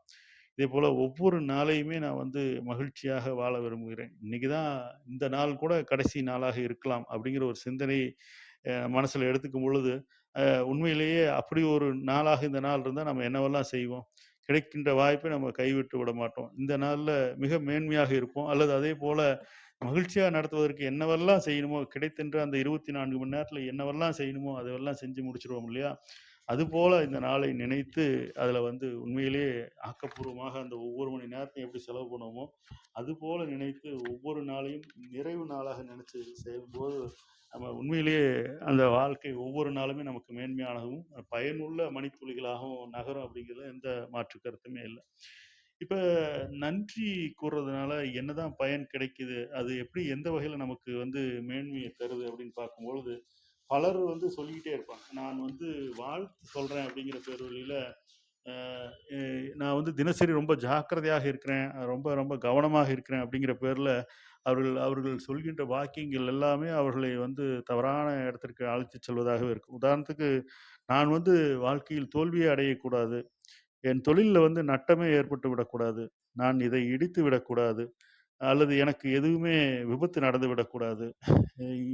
திடீர்னு இன்னைக்கு மின்சாரம் தடைபட்டு விடக்கூடாது. இது போல எல்லாம் சிந்திக்கிறது நமக்கு வழக்கம். இதெல்லாம் நம்மளுடைய வாழ்வியல்ல அன்றாடம் நடக்கின்ற ஒரு விஷயம் தான். இப்படிதான் நம்ம சிந்திச்சுட்டு இருக்கிறோம். நம்ம இறைவன்ட்ட வேண்டும் பொழுது என்ன பண்றோம்னா, "அப்பா நான் ஒரு தொழில் துவங்கியிருக்கேன். அதுல எந்த விதமான நட்டமும் வந்துராத நீ தான் பார்த்துக்கணும்." அல்லது ஒரு பயணம் மேற்கொள்றேன். இந்த பயணத்துல எதுவும் விபத்து எதுவும் நடந்துறக்கூடாது அப்படின்னு இறைவன்ட்ட வேண்டுறோம். அல்லது நம்ம குழந்தைய தேர்வு எழுத போறாங்க. அவன் நல்லபடியா ஃபெயில் ஆகாத பாஸ் ஆகணும் அப்படிங்கிற இந்த வேண்டுதல வைக்கிறோம். இப்ப இதுக்குள்ள கவனிச்சு பார்த்தீங்கன்னா, எதுவெல்லாம் நடக்கக்கூடாதுன்னு நினைக்கிறோமோ, அதிகமாக நினைப்பது தான் நடக்கும் அப்படிங்கிறத நம்ம உணர்ந்திருக்கிறோம். எதுவெல்லாம் நினைக்கக்கூடாதோ அந்த வார்த்தைகளை பயன்படுத்தி எது நடக்க வேண்டும் அப்படிங்கிற வார்த்தையை சொல்வதற்கு பதிலாக, எப்போதும் என்னை வெற்றிகள் சூழட்டும் இப்படிங்கிற மாரி சங்கல்பம் சொல்றது தான் உங்களுக்கு வாழ்க்கையில மேன்மைய தரும் அப்படின்னு சொல்றாங்க. இதற்கு வாயிற் திறப்பு மந்திரம் அப்படின்னு ஒரு விஷயத்த நான் வாசிச்சேன். அது பலருக்கும் நான் சொல்லியிருக்கிறேன். உண்மையிலேயே தெய்வீக வாயில் திறவு சங்கற்பம் அப்படின்னு சொல்றாங்க.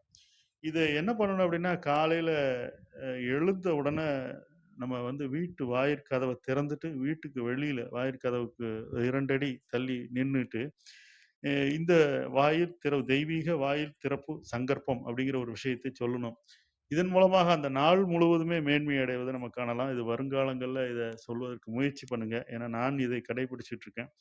முதல் காரியமாக காலையில் எழுந்தவுடன் வாயில் திறந்த உடனே எல்லா திசைகளிலிருந்தும், எல்லா பக்கங்களிலிருந்தும் தெய்வீக சக்திகளும், தூய ஆத்மாக்களும், நல்லவர்களும் எங்களை நாடி வரட்டும். நன்மைகளும், நல்லெண்ணங்களும் எங்களை நாடி வரட்டும்.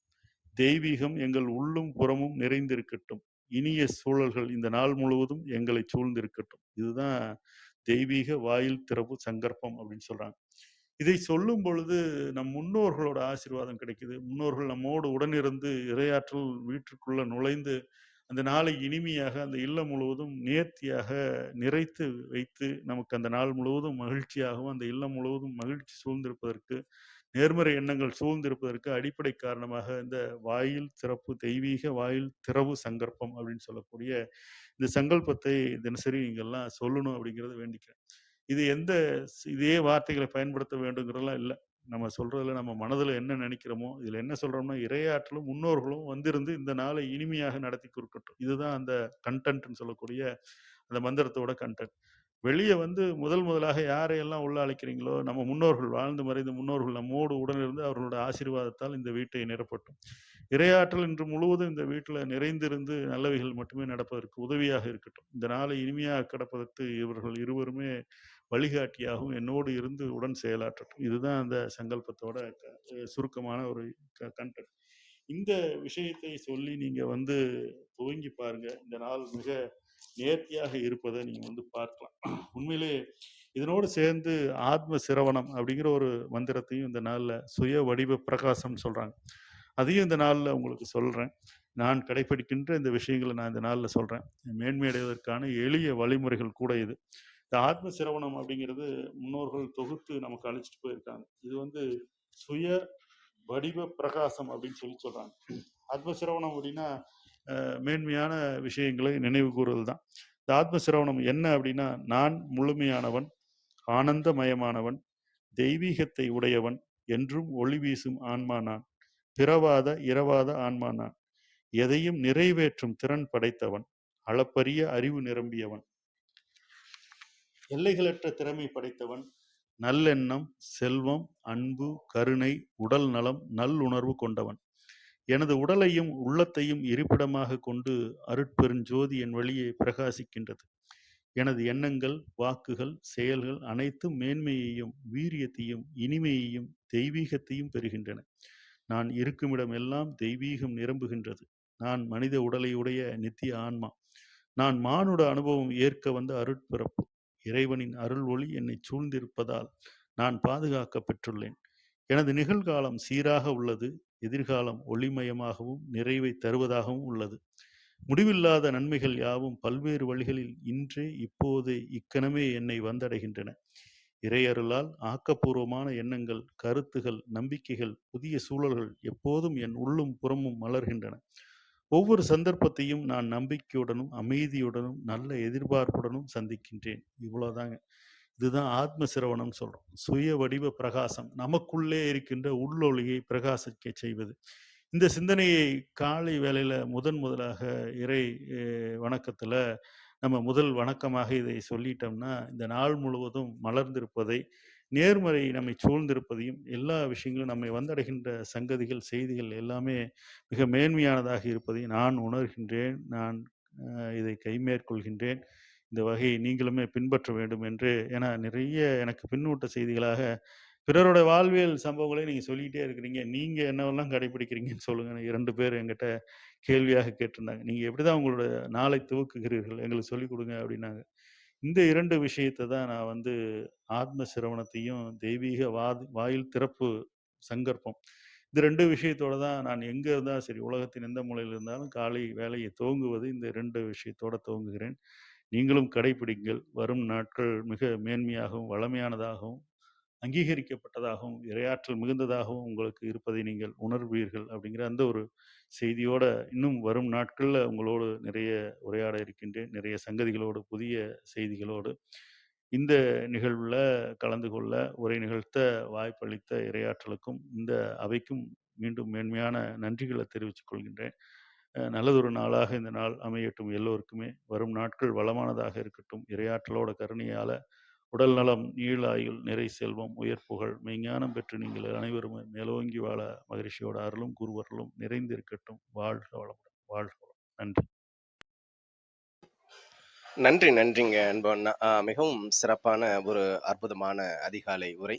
இமயத்தை போன்ற ஒரு மேன்மை பாராட்டுபவர்களாக, ஒரு உயர்ந்த மனதுடையவர்களாக, நல்ல நல்ல நண்பர்களின் நல்ல முயற்சிகளை ஊக்குவிப்பவர்களாக, நல்ல விடயங்களை எடுத்துக்கொள்பவர்களாக நாம் வாழ்வியல் பயணத்தில் பயணிக்கும் பொழுது மேன்மை உடையவர்களாக நம்மால் வாழ முடியும் என்பதை தொடர் நிகழ்வுகள் வாயிலாக நமது அவையில் சுவாரஸ்யமான கருத்துக்களோடு மாதம் பதியமிட்டு வருகின்றீர்கள். இந்த அழகியல் தருணங்களுக்காக சொல்லரங்க சொந்தங்களாகிய அன்பு நண்பர்கள் ஒவ்வொருவருடனும் இணைந்து சரித்திரம் படைப்போம் தளம் தங்களுக்கு மனம் நிறைந்த நன்றிகளையும் வாழ்த்துக்களையும் பாராட்டுக்களையும் பகிர்ந்து கொள்வதில் பெருமகிழ்வு கொள்கின்றது. அன்பிற்கினிய நண்பர்களே, நாம் அனைவரும் இணைந்திருப்பது சரித்திரம் படைப்போம் தளம். ஒவ்வொரு வாரமும் ஒவ்வொரு தொகுப்பு, ஒவ்வொரு நாளும் ஒவ்வொரு தலைப்பு, வார இறுதியில் சிறப்பு விருந்தினரின் அழைப்பு, ஞாயிறுதோறும் நமக்கான விடுப்பு என்ற அடிப்படையில் நமது தளம் இயங்கி வருகின்றது. அவ்வரிசையில் இன்று மக்களின் குணங்களை பாராட்டக்கூடிய மேன்மை பாராட்டுவோம் என்ற அற்புதமான தொடர் நிகழ்வின் அடுத்ததோர் பாகத்தினை அன்பு சகோதரர் ரோட்டரி பாஸ்கரன் அவர்கள் அன்பு பரிசாக வழங்கினார்கள். நாளை நமது தளத்தில் ஞாலமும் ஞானமும் என்ற அற்புதமான தலைப்பின் கீழ் அன்பு ஐயா ஞான ஆசிரியர் பரம்பை தியாகராஜன் அவர்கள் அற்புதமான சிறப்புரையை வழங்க நம்மிடையே இணைய இருக்கின்றார். நல்ல நல்ல விடயங்களை நமது வாழ்வியல் வழித்துணையாக கொள்வோம். நமது வாழ்வியல் பயணத்தை இன்னும் செம்மைப்படுத்துவோம். இப்பொழுது நிகழ்வின் நெறிய ஆளுமையை தொடரவும், முதன்மை கருத்தினை வழங்கிடவும் அன்பு தோழர் கற்பகவல்லி அவர்களை அன்புடன் அழைக்கின்றோம். நன்றி. நன்றிங்க தோழர். அனைவருக்கும் வணக்கம். ரோட்டரி பாஸ்கரன் ஐயா அவர்களுக்கு நன்றிகள். மேன்மையான கருத்துக்களை அதிகாலையில் கொடுத்ததற்கு மிக்க நன்றி. இன்றைக்கு இருளர்கள் பத்தி சொல்லி இன்றைக்கு நிகழ்வை தொடங்கினாங்க. அவங்க ஒரு பாடல் பாடுறாங்க அப்படிங்கிறதும், காத்தவன் கள்வன் இவங்களுக்கெல்லாம் போக விளையாடுறது எங்களுக்கு போதும் அப்படின்னு சொல்ற மாதிரி. அதாவது நம்ம இறைவனுக்கு படைக்கிறோம், அதுக்கப்புறம் பல விலங்குகள் கூட அந்த விளைநிலத்துல வந்து சாப்பிட்டு போகும், இதெல்லாம் தாண்டி எங்களுக்கு இருந்தால் போதும் அப்படின்னு சொல்ற மாதிரியான நம்ம அங்க இருக்கவங்க எல்லாருமே நம்ம படிக்காதவங்க அப்படின்னு நம்ம நினைப்போம். அப்படி இல்லை, அவங்களுக்கு இருக்க மேன்மையான எண்ணங்கள். அதை பத்தி பகிர்ந்துகிட்டாரு. அதே மாதிரி முதல்ல பால் வேணும். மாடு கன்றுக்கு கொடுத்துட்டு அதுக்கப்புறம் குழந்தைகள் பால் குடிக்கும் குழந்தைகளுக்கு முதல்ல காசு வாங்காம அந்த பால கொடுப்பாங்க அப்படிங்கிறோம். அதுக்கப்புறம் தான் மற்றவங்களுக்கு கொடுப்பாங்க அப்படிங்கிற ஒரு மேன்மையான எண்ணங்களையும் சொன்னாரு. அதுக்கப்புறமாக ஒரு மன்னரும் ஒரு துறவியும் பற்றிய ஒரு சிறிய கதை. அதுல ஒரு மன்னர் போய் ஒரு துறவி மேன்மையானவர் என்று நினைக்கிறார். அவரை நம்ம அரண்மனை கூப்பிட்டு ஒரு 7 நாள் சிறப்பிக்கலாம் அப்படின்னு கூப்பிட்டா, ஆனா வரமாட்டார் அப்படிங்கிற ஒரு எண்ணத்திலே கூப்பிடுறாரு. கூப்பிட்டோன்னே துறவி அவர்கள் வராரு, பல்லக்குல வராரு. அங்க இருக்க அரண்மனையில இருக்க எல்லா சுகபோகங்களையும் அனுபவிக்கிறாரு. அப்ப அந்த மன்னனுக்கு ஒரு கேள்வி வருது. உண்மையிலேயே இவர் துறவிதானா அப்படின்னு சொல்லி ஒரு கேள்வி வருது. அவரு துறவி கிளம்புற அன்னைக்கு மன்னன் கேட்கிறாரு, எனக்கு ஒரு சந்தேகம் அப்படின்னு சொல்லி கேட்கும்போது, அந்த துறவி சொல்றாரு, இந்த சந்தேகம் இப்ப வரல, முதல்லே வந்துருச்சு அப்படின்னு சொல்லிட்டு சொல்றாரு. நான் எப்படி இதெல்லாம் அனுபவிக்கிறேன் அப்படின்னு நீங்க இதுதான் உங்களுடைய சந்தேகம். ஏன்னா நான் நான் உடனே நீங்க கூப்பிட்டா காட்டுல இருந்து அரண்மனைக்கு வர முடியும். அரண்மனையில இருந்து போக சொன்னா உடனே என்னால போய் ஒரு காட்டுலயும் வாழ முடியும். எதுல இருந்தாலும் என்னால விலகி விட்டுட்டு வர முடியும். அந்த பற்று இல்லாம இருக்கிறேன். அதுதான் ஒரு துறவியோட நிலை.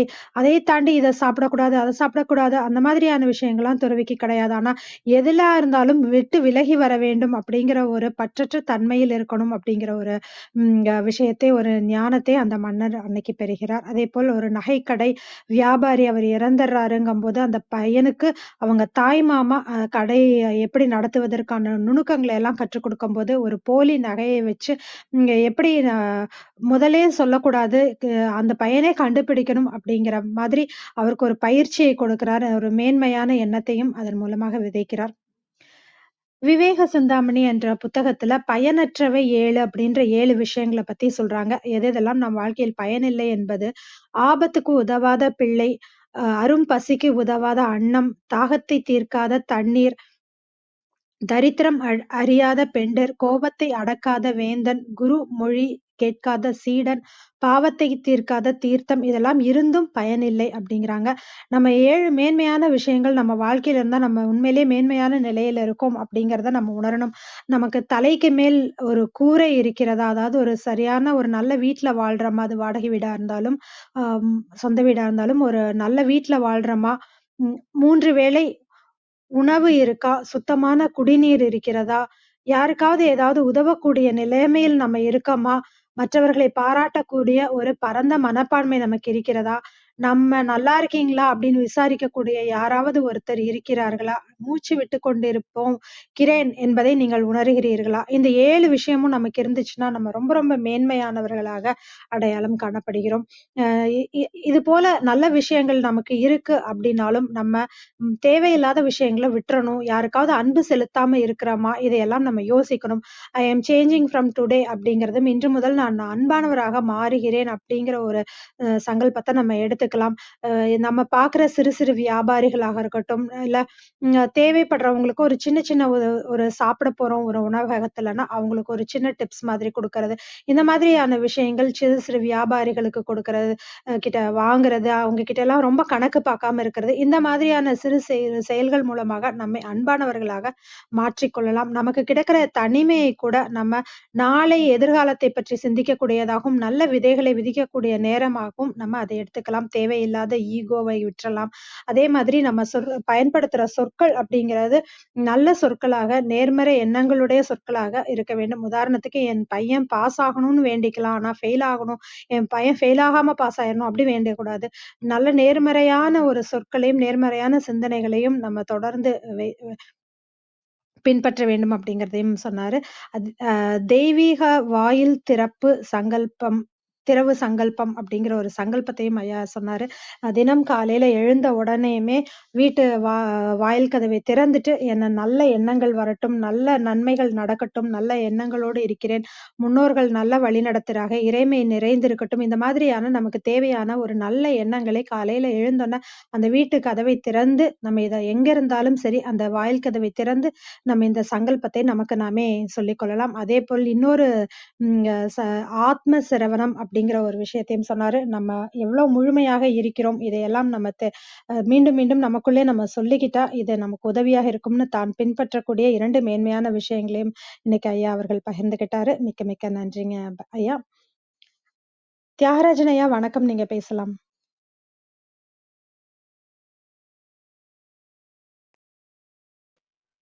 மிக்க நன்றி. இந்த நாளை இனிமையாக்கி தந்த சான்றோர் பெருமக்கள் அனைவருக்கும் பணிவன்பான வணக்கங்கள், வாழ்த்துக்கள். மேன்மை பாராட்டுவோம் என்ற தலைப்புல தொடர்ந்து ஐயா அவர்கள் கொடுக்கக்கூடிய நல்ல கருத்துக்கள் பயனுடையதாகவும், அதாவது மகிழ்வித்து மகிழ வைக்க வேண்டும் என்ற கருத்துல அவர் எந்தெந்த நிகழ்வுகளெல்லாம் மகிழ்ச்சி அடைந்தாரோ, பெருமை அடைந்தாரோ, தன்னை உயர்த்தி கொண்டாரோ, அந்த எல்லா தன்மைகளையும் நாமும் உணர வேண்டும் என்ற கருத்தோட நமக்கு உதவி கொண்டிருக்கின்ற அந்த தெய்வீக உள்ளத்திற்கு என்னுடைய நன்றிகள், நன்றிகள், நன்றிகள். பாருங்க, முதல்ல இடையூறு ஏற்படும் போது இடையூறு தான் வாழ்க்கையை மேம்படுத்துகிறது என்று ஆரம்பித்து, நமக்குள்ள எழக்கூடிய எண்ணங்கள், கருத்துக்களை பிறர் வாயின் மூலமாக, பிறருடைய மொழியின் மூலமாக நாம் கேட்கும் போது அந்த அந்த ஒரு குறிப்பை பாருங்க. ஒரு பிறந்த குழந்தைய அப்படியே தாய் நுகர்ற போது என்ன ஒரு ஆனந்தம் கிடைத்ததோ சொல்லும் போதே உணர்வு நிலை மேலோங்குகிறது. அந்த ஒரு உணர்வுல நம்மோடு அந்த செய்தியை ஆரம்பிச்ச விதம், எல்லோருக்கும் நன்றி பாராட்டி அந்த கருத்துக்களை எடுத்துரைத்த விதம், இது நிறைய கற்றுக்கொள்ள வேண்டும் என்ற ஒரு ஆர்வத்தை தூண்டி இருக்கிறது. அதே மாதிரி இருளர் சமுதாயத்துல இருந்த அந்த பாடல், அது நல்லா அதை கேட்கும் போதே மனசுக்கு ஒரு ஒரு மகிழ்ச்சியை கொடுத்தது. காத்தான் தின்னது போக, கல்வன் தின்னது போக, கரிச்சான் தின்னது போக, எனக்கும் விளையணும் சாமி, எங்களுக்கும் விளையணும் சாமி. இது ஒரு மெட்டா பாடும்போது உண்மையிலே எப்படி இருந்திருக்குன்னு நினைச்சு பார்த்தேன். அதுதான் உங்களோட பகிர்ந்து கொண்டேன். அதாவது அது சொல்லும் போது அந்த கன்றுக்கு கொடுத்தது போக, பசியில வர்ற குழந்தைகளுக்கு குடிச்ச போக எஞ்சிய பாலத்தான் நாம பருகணும் அப்படிங்கிற அந்த ஒரு பண்பாடு சமுதாயத்துல இருக்குன்னா மற்றவரெல்லாம் சந்தோஷப்படுத்தணும். இயற்கை, அதாவது ஒரு பாடல் ஒண்ணு உண்டு, இயற்கை அன்னை தந்ததெல்லாம் எல்லோர்க்கும் சொந்தமடா, எனது உனது என்பதெல்லாம் இடையில் மாறும் பந்தமடா. எல்லாமே மாறிக்கிட்டு இருக்கிற இந்த உலகத்துல அந்த உண்மை நிலையை உணர வேண்டும் என்ற கருத்துல அற்புதமா ஒரு கதையவும் நமக்கு சொன்னாங்க. அதாவது உயர்ந்தவங்க, தாழ்ந்தவங்க அப்படிங்கிறது உலகத்துல கிடையவே கிடையாது. நம்ம தாழ்வா இருக்கிறாங்கன்னு நினைச்சுக்கிட்டு இருப்போம். அவங்களுக்குள்ளேயும் அந்த உயர்ந்த தன்மைகள் ஒளிந்திருக்கிறது என்பதை எடுத்துக்காட்டி அற்புதமாக அந்த கதைகள், கருத்துக்கள் மூலம் நம்ம எடுத்து வச்சாங்க. அதே மாதிரி இந்த மன்னர் கதை, துறவியோட பழகின கதையை சொன்னாங்க. ஆசான் அருள் தந்தைவருடைய வரிதான் எனக்கு ஞாபகத்துக்கு வந்தது. துறவுனா என்ன, உண்மையான துறவுனா என்ன அப்படின்னு பார்க்கும்போது, டிட்டாச்சு அட்டாச்மெண்ட் ஆங்கிலத்துல சொல்லுவார். டிட்டாச்சு அட்டாச்மெண்ட், எந்த ஒரு அனுபவத்திலையும் சிக்கிக்கொள்ளாத ஒரு தன்மை, எந்த ஒரு நுகர்வுலையும் சிக்கிக்கொள்ளாத தன்மை. அதைத்தான் உறவிலே கண்ட, உறவிலே கண்ட, அது பொருளா இருக்கலாம், நபரா இருக்கலாம், உறவிலே கண்ட உண்மை நிலை தெளிவு. அது எதுக்காக இயற்கை நமக்கு கொடுத்திருக்கிறது, இந்த சமுதாயம் கொடுத்திருக்கிறது என்ற அளவுல உண்மை நிலை தெளிவே துறவு அப்படின்னு சொல்லிட்டார். இதை விட எளிமையா யார் சொல்ல முடியும்? உறவிலே கண்ட உண்மை நிலை தெளிவே துறவு. இதை நம்ம மனசுல வச்சுக்கணும். பற்றுக்களை நீக்கி வாழ்ந்தோம்னா உலகில சிறப்பாக நாம இருக்கலாம். அப்ப பற்றுகள் என்று சொல்லும் போது நமக்கு தேவைக்கு மேல அதிகமா இருந்தா மற்றவர்களுக்கு கொடுக்கணும்ன்ற அந்த ஞானம் வேணும். அதே மாதிரி பிறர் நம்மிடம் வரும்போது அவர்கள் உண்மை நிலை அறியாதவங்களாக இருக்கலாம். ஆனா உண்மை நிலையை அறிய வைக்க வேண்டும் என்பதற்காக அந்த நீலக்கல் அற்புதத்தை நமக்கு உணர்த்தினாங்க. அவங்களையும் அந்த தரத்துல உயர்த்தி உயரக்கூடிய அளவுக்கு வழிகாட்டினாங்க. அதே மாதிரி சுய பரிசோதனை செய்து கொள்வதற்கும் தற்சோதனை பயிற்சியை சிறப்பாக செய்து வாழ்க்கையில உயர்வடைவதற்கு எது பயனில்லாதவ எது பயனுள்ளவ என்பதை எல்லாம் தெரிந்து கொள்ளணும். நமக்கு நாமே கேள்விகள் கேட்டு அதுக்கு விடை காண முயற்சி செய்ய வேண்டும் என்ற கருத்துல விவேக சிந்தாமணியில கொடுத்தது, அதே மாதிரி 7 செயல்களை கொடுத்தது, இதெல்லாம் ரொம்ப அற்புதம்.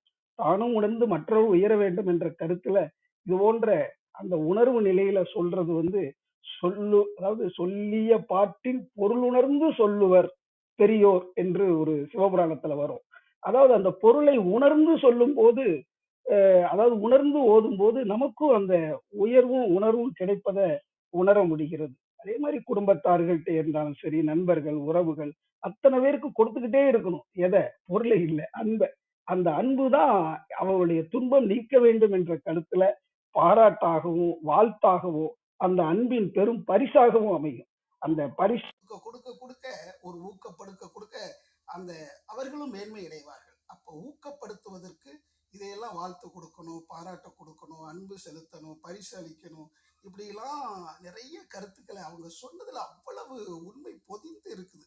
அதாவது செய்திக்குள்ள செய்தி. இப்ப ஐயா கொடுத்த செய்திக்குள்ளேயே எவ்வளவு செய்திகள் அடங்கி இருக்கின்றத உணர முடிஞ்சது. அதே மாதிரி முதியோர்கள் இளமை காலத்தை நினைவு கூர்ந்து பல கருத்துக்களை திரும்ப திரும்ப சொல்லுவாங்க. அவர்கள் அனுபவிச்ச அல்லது அவர்கள் உயர்வடைந்த பல்வேறு கருத்துக்களை சொன்னாலும் நமக்கும் அந்த மகிழ்ச்சியை அவங்களோட இணைஞ்சு தானே அனுபவித்தது போல நம்ம உணர வேண்டும். நம்ம குழந்தையா இருக்கிற போது எவ்வளவு தடவை துன்பங்கள் கொடுத்திருக்கலாம் அல்லது அவங்கள சந்தோஷப்படுத்தி இருக்கலாம். அதே போல அவர்களும் நம்மிடம் அந்த பழகக்கூடிய தருணங்களை, கருத்துக்களை பகிர்ந்து கொள்ளக்கூடிய தருணங்களை பொறுமையாக நாம உணர்வு பூர்வமாக அதை ஏற்றுக்கொள்ளும் போது நாமும் மேன்மை அடையலாம் என்பதையும் அற்புதமாக நினைவூட்டினாங்க. பிறரை வயலுறுப்பதன் மூலம்தான் நாம உயர்வடைய முடியும். அதே மாதிரி அப்ப ஈகோங்கிறது இருக்கவே கூடாது. அதாவது ஈகோவை ஒழிக்கிறது தான் ஞானிகளுடைய வேலையே. அவங்க அற்புதமா சுவாமிஜி ஒரு பாடல் சொல்லியிருப்பாரு. தன்முனைப்பு நீங்க ஒரு குரு வேண்டி தவமாற்றும் சாதனையில் உயரும் போது நன்முனைப்பாம் அருள் தொண்டால் நலம் காண்போர்கள் நாதழுதழுக்க போற்றுவார்கள்.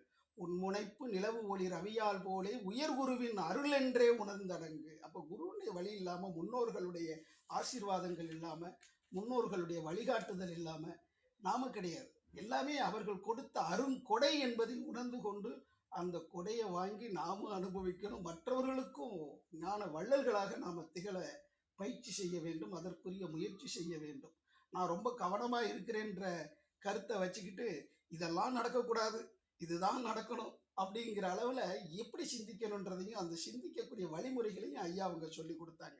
நம்ம எப்படி வேண்டணும், எது நடக்க வேணும் அப்படின்னா அதை பத்தி சிந்திங்க அப்படின்னு சிந்திக்கிறதுக்கு ஒரு வாய்ப்பை கொடுத்து, அதோட அந்த தெய்வீக வாயில் திறவு சங்கல்பம் என்ற அளவுல ஒரு சங்கல்பத்தையும், அதே மாதிரி உள்ளொளியை பிரகாசம் செய்வதற்கு அந்த அருட்பெருஞ்சோதியை எப்படி தன் வசப்படுத்தி கொண்டு மற்றவர்களுக்கும் அந்த உண்மை நிலையை உணர்த்துறதுங்கிறத பத்திலாம் சொன்னாங்க.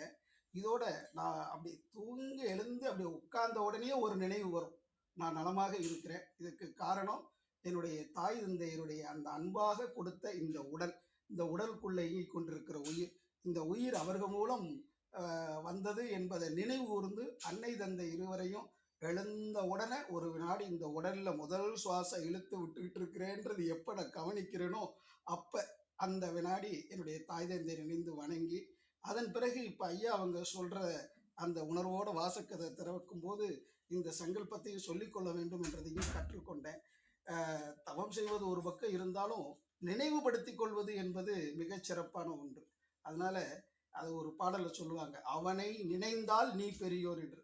அப்ப அந்த நினைவுபடுத்திக்கிறது எப்பவும் மறந்துடக்கூடாது அப்படின்னா எப்பவுமே நினைவுல வைத்து கொள்ள வேண்டியது என்பதும் அர்த்தம். அதுபோல ஐயா அவர்கள் கொடுத்த அந்த மேன்மை பாராட்டுவோம் என்று சொல்லும் போது நாம மேன்மையானவர்களாக இருந்தால்தான் அந்த மேன்மையவே உணர முடியும். அந்த அளவுல மேன்மையான கருத்துக்களை எடுத்துரைத்த அன்பு உள்ளம் அன்பர் ஐயா பாஸ்கரன் ஐயா அவர்களுக்கு என்னுடைய உளங்கனிந்த அன்பு நிறைந்த நன்றிகளை வாழ்த்துக்களை தெரிவித்து மனம் மகிழ்கின்றேன். மிக்க நன்றி ஐயா, நன்றி, வாழ்த்துக்கள். நன்றிங்க ஐயா. ரொம்ப அழகா இருந்தது. உங்களோட பாடல்கள்லாம் அந்த ரொம்ப ரொம்ப சிறப்பா இருந்ததுங்க ஐயா. அதே மாதிரி அந்த டிட்டாச்டு அட்டாச்மெண்ட் அப்படின்ற அந்த கதைக்கான ஒரு பொருளை ரொம்ப அழகா அந்த வார்த்தைகள் மூலமாகவும் பகிர்ந்துக்கிட்டீங்க. மிக்க நன்றிங்க ஐயா. ஆர்பி விஜய் வணக்கம், நீங்க பேசலாம். பேரன்பு வணக்கம். இன்றைய இமயம்ல மேன்மை பாராட்டுவோம் அன்பிற்குரிய அண்ணன் ரோட்டரி பாஸ்கரன் உரையை கேட்பதற்கு ஆவலாக இருந்தோம். மிக மிக ஒரு நேர்த்தியான அருமையான உரை. முதல்ல இந்த தளத்துக்கும் சரித்திரம் படைப்போம் தளத்திற்கும் அருமை தம்பி ஆரோக்கிய பிரிட்டா அவர்களுக்கும் மனமார்ந்த நன்றி. இப்படிப்பட்ட நிகழ்ச்சிகளை தொடர்ந்து ஒருங்கிணைத்து தொடர்ந்து பதியம் இன்னைக்கு அப்படின்ற ஒரு வார்த்தையை ஆரோக்கியப்படுத்தின பதியம் போட்டு நிறைய வளர்த்துக்கிட்டே இருக்கிறதுல ரொம்ப சிறப்பு. நன்றி. அண்ணன் பாஸ்கர் அண்ணன் அவர்களுடைய உரையை கேட்பதென்றாலே ஒரு ஆனந்தம் தான். ரொம்ப ஒரு மேன்மைக்குரிய மனிதருடைய வாயால மேன்மைக்குரிய உரையை கேட்பது என்பது நமக்கெல்லாம் ஒரு பேரு. அதுக்காகவே ஓடோடி இந்த தளத்திற்கு வர்றது மாதிரி ஆயிடுச்சு. இப்பெல்லாம் அவருடைய உரையை இருக்க என் கண்ணில் வந்து பட்டுறதுல யாராவது சொல்லிடுறாங்க இன்னைக்கு பாஸ்கர் அண்ணா உரைன்னு சொல்லும் போது நம்ம வந்து முன்னாடி வந்து கேட்கறதுக்கான ஒரு சூழலை வந்து இந்த பிரபஞ்சம் ஏற்படுத்தி கொடுத்தமைக்கு நன்றி. ரொம்ப ரொம்ப அருமையா அந்த சோழகர் தொட்டி அந்த பாடல் ஏற்கனவே ரொம்ப ஒரு அருமையான பாடல். கேட்கும் போதே கண்ணில் நீர் விழுந்து எப்படிலாம் இந்த சமூகம் இருக்கு, நம்ம எப்படிலாம் சமூகம் இருக்கு, நம்ம இந்த சமூகத்துல எப்படி இருக்கோம் அப்படிங்கிறத கேட்கும் போது ரொம்ப இருந்துச்சு. காத்தவன் தின்றது போக, கல்வன் தின்றது போக, ரிச்சான்லாம் தின்றது போக, எனக்கும் விளையணும் சாமி அப்படிங்கிற அந்த அந்த ஒரு பாடல்லே அண்ணாவோட அந்த மேன்மை புரிஞ்சது. அந்த இருளர்களுடைய மேன்மை புரிஞ்சது. எதெல்லாம் ஒத்து போகுமோ அதெல்லாம் அவர் தேடி தேடி பிடித்து நமக்கெல்லாம் கொடுக்கக்கூடிய பெரும் மாண்பிற்குரியவர் அண்ணன் பாஸ்கர் அண்ணன் அவர்கள். இன்னும் நிறைய விஷயங்கள் சொன்னாரு. சீவக சிந்தாமணில இருந்து சொன்னதா இருக்கட்டும், ஒரு மனிதனுக்குள்ள என்னென்ன குணாதிசயங்கள் வேணும் அப்படின்னு, மேல ஒரு கூரை வேணும் அப்படின்றதுல இருந்து நிறைய விஷயங்கள், ஒரு சிறு வியாபாரிகள்கிட்ட எப்படி பழகணும், ஒரு உணவகத்துக்கு போனா எப்படி நடந்துக்கிறணும், அதெல்லாம் அவர் சொல்றது போக தானும் மேன்மையா வாழ்ந்து காட்டிக்கிட்டு இருக்காரு.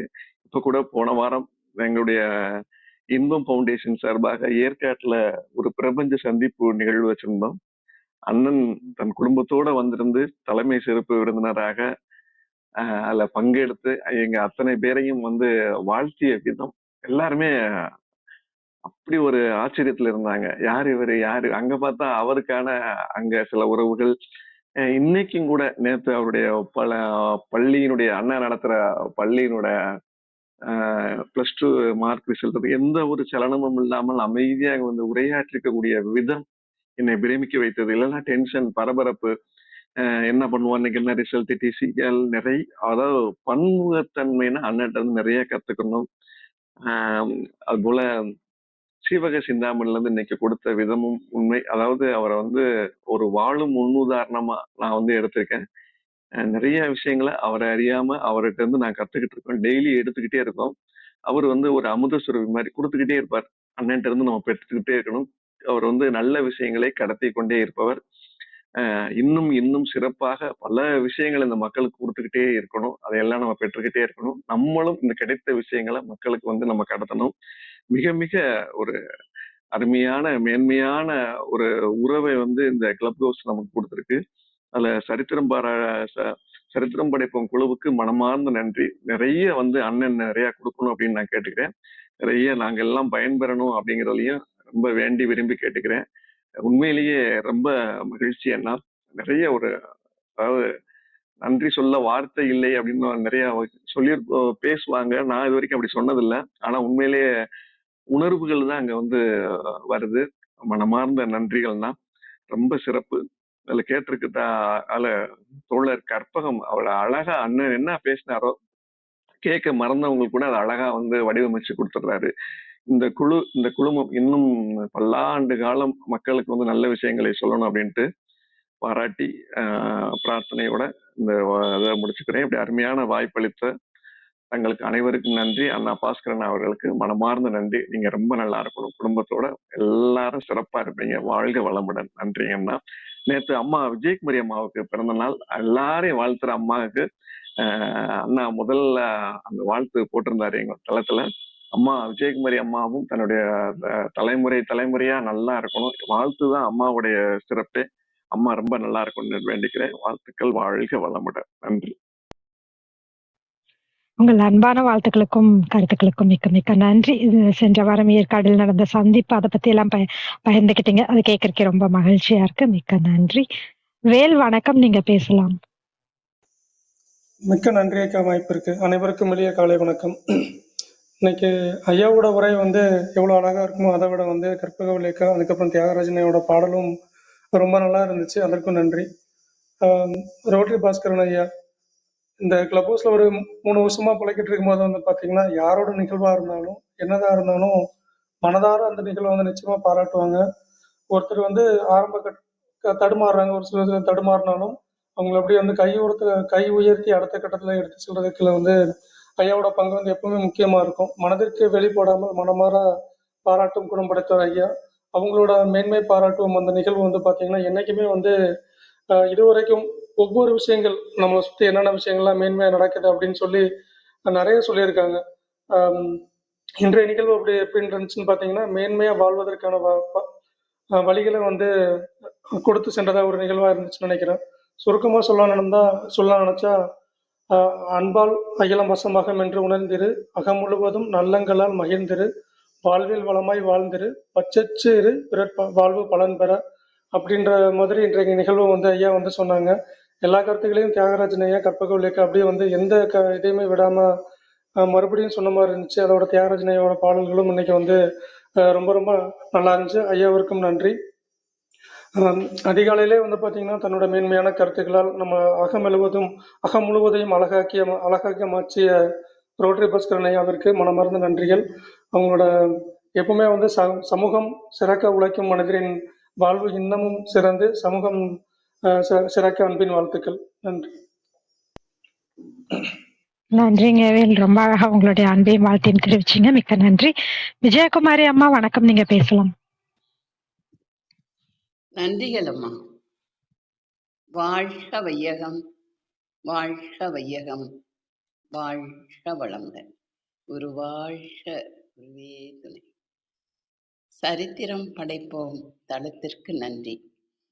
அதை எடுத்து சரித்திரம் படைத்து கொண்டிருக்கும் ஆரோக்கிய பிரீட்டோ அவர்களுக்கு பல கோடி நன்றிகள். அதில் நடைபெற்று கொண்டிருக்கும் சிந்தனை சிற்பி கற்பகவல்லி அம்மா அவர்களுக்கும் பல கோடி நன்றிகள். அதில் நடைபயில வந்திருக்கும் சித்தர் பாஸ்கரன் ஐயா அவர்களுக்கு மனமார்ந்த நன்றிகளும் வாழ்த்துக்களும். மற்றும் நம் குழுவில் குழுமி இருக்கும் அனைத்து அன்பு உள்ளங்களுக்கும் என் மனமார்ந்த நன்றிகளும் வாழ்த்துக்களும். வாங்க, வாழ்த்தும் பையனுக்கும் போயிடலாம்.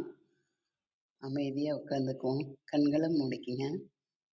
நான் சொல்றது அப்படியே உள்வாங்குங்க. நாம் அமர்ந்துள்ள இந்த இடம் முழுவதும் நல்ல தூய தெய்வீக ஆற்றலே நிரம்பின அருட்பேராற்றல் உடலிலே உயிரிலே அலை அலையாக பாய்ந்து நிரம்புவதை உணர்கிறோம். அன்னைக்கு வணக்கம், தந்தைக்கு வணக்கம், அருள்நிறை ஆசான் வேதாத்ரி மகரிஷி அவர்களுக்கு வணக்கம். குருவாழ்க, குருவே துணை. அருட்பேராற்றல் இரவும் பகலும் எல்லா நேரங்களிலும் எல்லா இடங்களிலும் எல்லா தொழில்களிலும் உறுதுணையாகவும் பாதுகாப்பாகவும் வழிநடத்தியாகவும் அமையுமாக. வாழ்க வளமுடன், வாழ்க வளமுடன், வாழ்க வளமுடன். அருட்பேராற்றல் கருணையினால் இங்குள்ள அனைவரும் நல்ல உடல் நலம், நீலாயுள், நிறை செல்வம், உயர் புகழ், மெய்ஞானம் பெற்று சிறந்தோங்கி வாழ எல்லாம் வல்ல இறைநிலையோடு இணைந்து வாழ்த்தி மகிழ்கின்றேன். வாழ்க வளமுடன், வாழ்க வளமுடன், வாழ்க வளமுடன். இறையாற்றலே பக்க துணையாகவும் பக்க பலமாகவும் இருந்து வழி நடத்துவார்கள். மகரிஷி அவங்களே எனக்குள்ள இருந்து வாழ்த்திட்டாங்க. நான் சும்மா கருவிதான். நன்றிகள் அம்மா. இப்போ ஐயா அவங்க சித்தர் சித்தர்னு பேர் வச்சதே நான் தான். அவங்களுக்கு நான் வைக்கல, எனக்குள்ள வந்த அந்த இறையாற்றல் தான் எனக்கு தோணுச்சு. ஏன்னா அவங்க அப்படி ஒரு சித்தராகவே மாறிட்டாங்க. ஈர்ப்பதி தளத்துல எல்லாம் நாங்கள் பயணிச்சிருக்கிறோம். அந்த தளத்தில் வந்து ஐயா பேசும்பொழுது எனக்குள்ள ஒரு இறைவன் பேசுவார் அப்படின்வாங்க இல்லைங்களா, அந்த மாதிரி வந்த சொல்லு தான் இந்த சித்தர். சித்தர் பாஸ்கரன் ஐயா அப்படின்னே அவருக்கு பேரே வச்சாச்சு. அதே மாதிரி பாருங்க, சித்தர் மாதிரி தேடி தேடி தேடி எடுக்கிறதெல்லாம் மக்களுக்கு எவ்வளோ பிரியமா அன்பா கொடுக்குறாங்க பாருங்களேன். அதுதாங்க ஈடு இணை இல்லாத அன்பு. அந்த அன்புக்கு நம்ம எல்லாரும் அடிபணியணும், அதையெல்லாம் உள் வாங்கணும். அவர் பேசுறது எல்லாமே, இன்னைக்கு நான் பேசுனது எல்லாத்தையுமே கவனிச்சு பார்க்கும்பொழுது அப்படியே எனக்குள்ள இந்த கண்களை மூடி அந்த தவம் மாதிரி நான் ஏத்துக்கிட்டேன். என்னுடைய உணர்வு அப்படி இருந்தது. அவங்க சொன்ன ஒவ்வொரு விஷயமுமே அவர் முன்னாடியே இந்த இது ஒரு சிலது பேசியிருக்காங்க. இன்னைக்கு வந்து ரொம்ப அற்புதமா இருந்தது. ரொம்ப அனுபவிச்சேன். இந்த கதை சொன்னாங்க, கற்பவல்யமா எல்லாத்தையுமே சொல்லிட்டாங்க. அப்புறம் அந்த 7 இதை சொன்னாங்க. தலைக்கு மேலே கூரை உள்ளதா, 3 வேளை உணவு இருக்கிறதா, தூய குடிநீர் இருக்கிறதா, பிறருக்கு உதவுகிறீர்களா, பிறரை பாராட்டி இருக்கிறீர்களா, உங்களை நலம் விசாரிக்க யாரும் இருக்கிறார்களா, நீங்கள் மூச்சு விட்டு கொண்டிருக்கும் ஒவ்வொரு கணமும். இதை வந்துங்க நான் அதுக்கு முன்னாடிலாம் பார்த்து இது பண்ணுவேன். இப்போ வந்து அது என்ன எழுதணுன்னே தோணுச்சு, எழுதி வச்சுட்டு தான் படிக்கிறேன். அந்த மாதிரி அப்படியே மனசில் பதிஞ்சிடுது. அவங்க பேசுறது எல்லாமே பதிஞ்சிடும். அவர் தளம்னாலே எனக்கு ரொம்ப ஆர்வமாக இருக்கும். நேற்று அவங்களுக்கு நான் தான் ஞாபகப்படுத்தினேன். அம்மா மறந்தே போயிட்டாம்மா அப்படின்னாங்க. எனக்கு ரொம்ப சந்தோஷமாக இருந்தது. இப்போ காலையில் வரலன்னா ஃபோன் கொஞ்சம் மக்கார் பண்ணிடுது, அப்போ தான் கொஞ்சம் லேட் ஆகிடுது, மன்னிக்கணும். ஐயா அவங்கள நிறைய விஷயங்கள், அது 1 2 ஒரு மழை பெஞ்சுதுன்னா ஒன்று மழை பெஞ்சு ஓஞ்சா எப்படி இருக்கும் அந்த உணர்வு பாருங்களேன், அப்படி இருக்கு பாருங்க நம்ம தளம். இதெல்லாம் உணர்ந்து பாருங்களேன். நம்ம எதை சொன்னாலும் அப்படியே காதில் இந்த காதில் வாங்கி இந்த காதில் விடவே கூடாது. இந்த தளத்துல யாரும் அப்படி இல்லை, இருக்கக்கூடாது. அதுக்காக தான் நான் அதை சொன்னேன், மன்னிச்சிருங்க. இப்போ ஐயா அவங்கள நான் அவரையும் அவங்க குடும்பத்தையும் குழந்தைகளையும் பேர குழந்தைகளையும் வாழ்த்தி மகிழ போகிறேன். அருட்பேராற்றல் கருணையினால் நல்ல உடல் நலம், நீலாயும், நிறை செல்வம், உயர் புகழ், மெஞ்ஞானம் பெற்று சிறந்தோங்கி வாழ எல்லாம் வல்ல இறைநிலையோடு இணைந்து வாழ்த்தி மகிழ்கின்றேன். வாழ்க வளமுடன், வாழ்க வளமுடன், வாழ்க வளமுடன். நன்றிகள் ஐயா. ஆர்பி விஜய் ஐயா அவங்க ரொம்ப அற்புதமா வாழ்த்து சொன்னாங்க. நன்றிகள் ஐயா. தியாகராஜன் ஐயா அவங்க ரொம்ப நாளைக்கு அப்புறம் வந்து நிறைய கருத்துக்களை சொன்னாங்க. அவங்களுக்கும் நன்றி. இதோட முறையை முடிச்சுக்கிறேன். நன்றிகள் அம்மா. வாழ்க வளமுடன். நன்றிங்கம்மா. உங்கள் அன்பான வாழ்த்துக்களுக்கும் கருத்துக்களுக்கும் மிக்க மிக்க நன்றிங்கம்மா. சரவணன் வணக்கம், நீங்க பேசலாம். அனைவருக்கும் இனிய காலை வணக்கம். இன்னைக்கு பாஸ்கரன் ஐயா அவர்களுடைய மேன்மை பாராட்டுவோம் அப்படின்ற தலைப்புல வந்து ஐயா நிறைய விஷயங்கள் சொன்னாங்க. இந்த துறவி கதையில ஆரம்பிச்சு அந்த 7 விஷயங்கள் நம்மளை மேன்மைப்படுத்துறதுக்கு வந்து நம்ம முன்னோர்கள் என்ன சொல்லிட்டு போயிருக்காங்க. இதெல்லாம் கடைபிடிச்சாலே வந்து நாம வந்து மேன்மை அடையறதுக்கு நல்ல ஒரு வழியா இருக்கும் அப்படின்றது ஐயாவோட பேச்சுல இருந்து தெரிஞ்சது. ஐயா அவர்களுக்கு வாழ்த்துக்கள். நன்றி. மிக்க நன்றிங்க சரவணன். உங்கள் அன்பான வாழ்த்துக்களுக்கு மிக்க மிக்க நன்றி.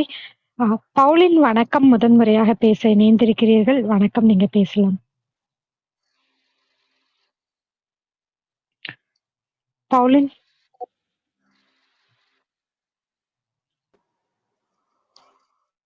பவுலின் இருக்கீங்களா? வேறு யாருக்காவது கருத்துக்களோ வாழ்த்துக்களோ இருந்தா தெரிவிக்கலாம். குறுஞ்செய்தி வாயிலாகவும் பவளமணிமா, சசிகலாமா, அன்பு சார், சித்ரா பாபு அனைவருமே தங்களோட வாழ்த்துக்களை தெரிவிச்சிருக்காங்க. மிக்க நன்றி. பவளமணிமா வணக்கம், நீங்க பேசலாம். வணக்கம், இனிய காலை வணக்கம். பாஸ்கரன் ஐயா சாருக்கு ரொம்ப நன்றி.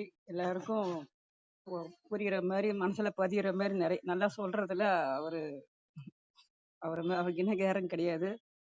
காலையில இது மாதிரி நல்ல நல்ல விஷயங்கள்லாம் இது மாதிரி காதல கேட்டு கேட்டு நாங்கெல்லாம் கொஞ்சம் கொஞ்சம் மாறி இருக்கிறதுனால இது மாதிரி பாஸ்கரன் சார் மாதிரி, தியாகராஜன் சார் மாதிரி, விஜயா அம்மா மாதிரி இருக்கவங்க எல்லாம் காலையில வந்து இது அது காரணம் இவங்க தான். ரொம்ப நல்லா இருந்தது சார், அருமையா இருந்தது.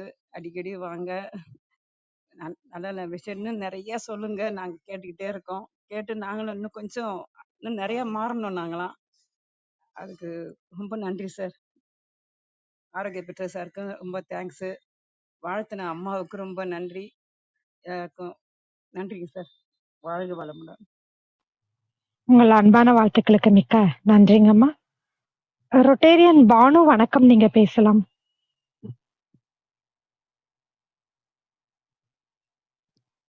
எல்லாத்துக்கும் வணக்கம். ரொம்ப நாள் ஆச்சு கிளப் ஹவுஸ் வந்து. ஸோ அண்ணா பேசுனது நிறைய விஷயங்கள் கேட்டேன். ஸோ அண்ணா பத்தி சொல்லவே வேண்டாம். ஸோ ரொம்ப நல்ல ஒரு பாசிட்டிவான ஒரு பர்சன். ஸோ நிறைய இன்ஃபர்மேஷன் சொன்னாங்க. ஸோ எப்பவுமே நான் என்ன யோசிப்பேன்னா, நம்ம இன்னைக்குதான் நம்மளோட ஃபர்ஸ்ட் டே. எப்படி ஸ்டார்ட் பண்ணணும் அப்படின்னு சொல்லிட்டு தான் பிளான் பண்ணி என்னோட லைஃப் நான் டிசைன் பண்ணுவேன். எந்த ஒரு தருணமும் அதை எப்படி நம்ம எந்த ஒரு சூழ்நிலை வந்தாலும் சரி, அதை எப்படி நம்ம அதுல இருக்கிற நன்மைகளை பார்த்து எடுத்துட்டு போகணும், அதோட இருக்கிற குறைகளை விட்டுடணும் அப்படின்னு யோசிப்பேன். ஒரு பர்சன் பார்க்கறதா இருக்கலாம், ஒரு விஷயங்களை பார்க்கறதா இருக்கலாம். ஸோ அதுல இருக்கிற நன்மைகள் என்ன, அதுல பாசிட்டிவா என்ன இருக்கு, அதை மட்டும் எடுத்துட்டு லைஃப்ல போயிட்டே இருக்க வேண்டியதுதான். டிசைன் அப்படின்னு சொன்னா நம்ம டிசைன் பண்ணிக்க முடியாது. ஏன்னா அடுத்த நிமிடம் நம்மளுக்கு என்ன அப்படின்றது தெரியாத ஒரு லைஃப்ல நம்ம இருக்கும்போது டிவைன் கிட்ட எப்பவுமே பிளஸிங்ஸ் மட்டும் தான் கேட்பேன் நான். பிளஸ் பண்ணிட்டே இருப்பேன் நான். ஸோ லைஃப் ஸ்டைல்ல வந்து எப்படிதான் இருக்கணும், ஸோ அப்படி சொல்லிட்டு ஒவ்வொரு தருணங்களும் நன்றி. முக்கியமான விஷயம் நான் பண்றது பார்த்தீங்கன்னா, எனக்கு லைஃப்ல வந்து நான் ஹாப்பி மூமெண்ட்லயே இருக்கணும் அப்படின்னு நினைப்பேன். ஸோ சாரி, அந்த ஹாப்பி மூமெண்ட் வர்றதுக்கு என்னெல்லாம் பண்ணலாமோ அந்த மாதிரி விஷயங்கள் வந்து முக்கியமாக குடும்பத்தில், அதுக்கப்புறம் தான் வெளியில நான் பிளான் பண்ணுவேன். ஃபர்ஸ்ட் ப்ரையாரிட்டி எப்பவுமே வந்து எனக்கு பார்த்தீங்கன்னா ஃபேமிலி அண்ட் பிஸ்னஸ்.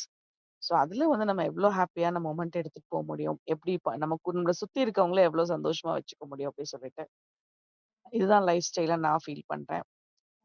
தூங்கும் போது இன்னைக்கு நாள் சூப்பரா முடிஞ்சது, நாளைக்கு வந்து அது கடவுள்கிட்டயோ டிவைன் கிட்டயோ விட்டுடுறோம்.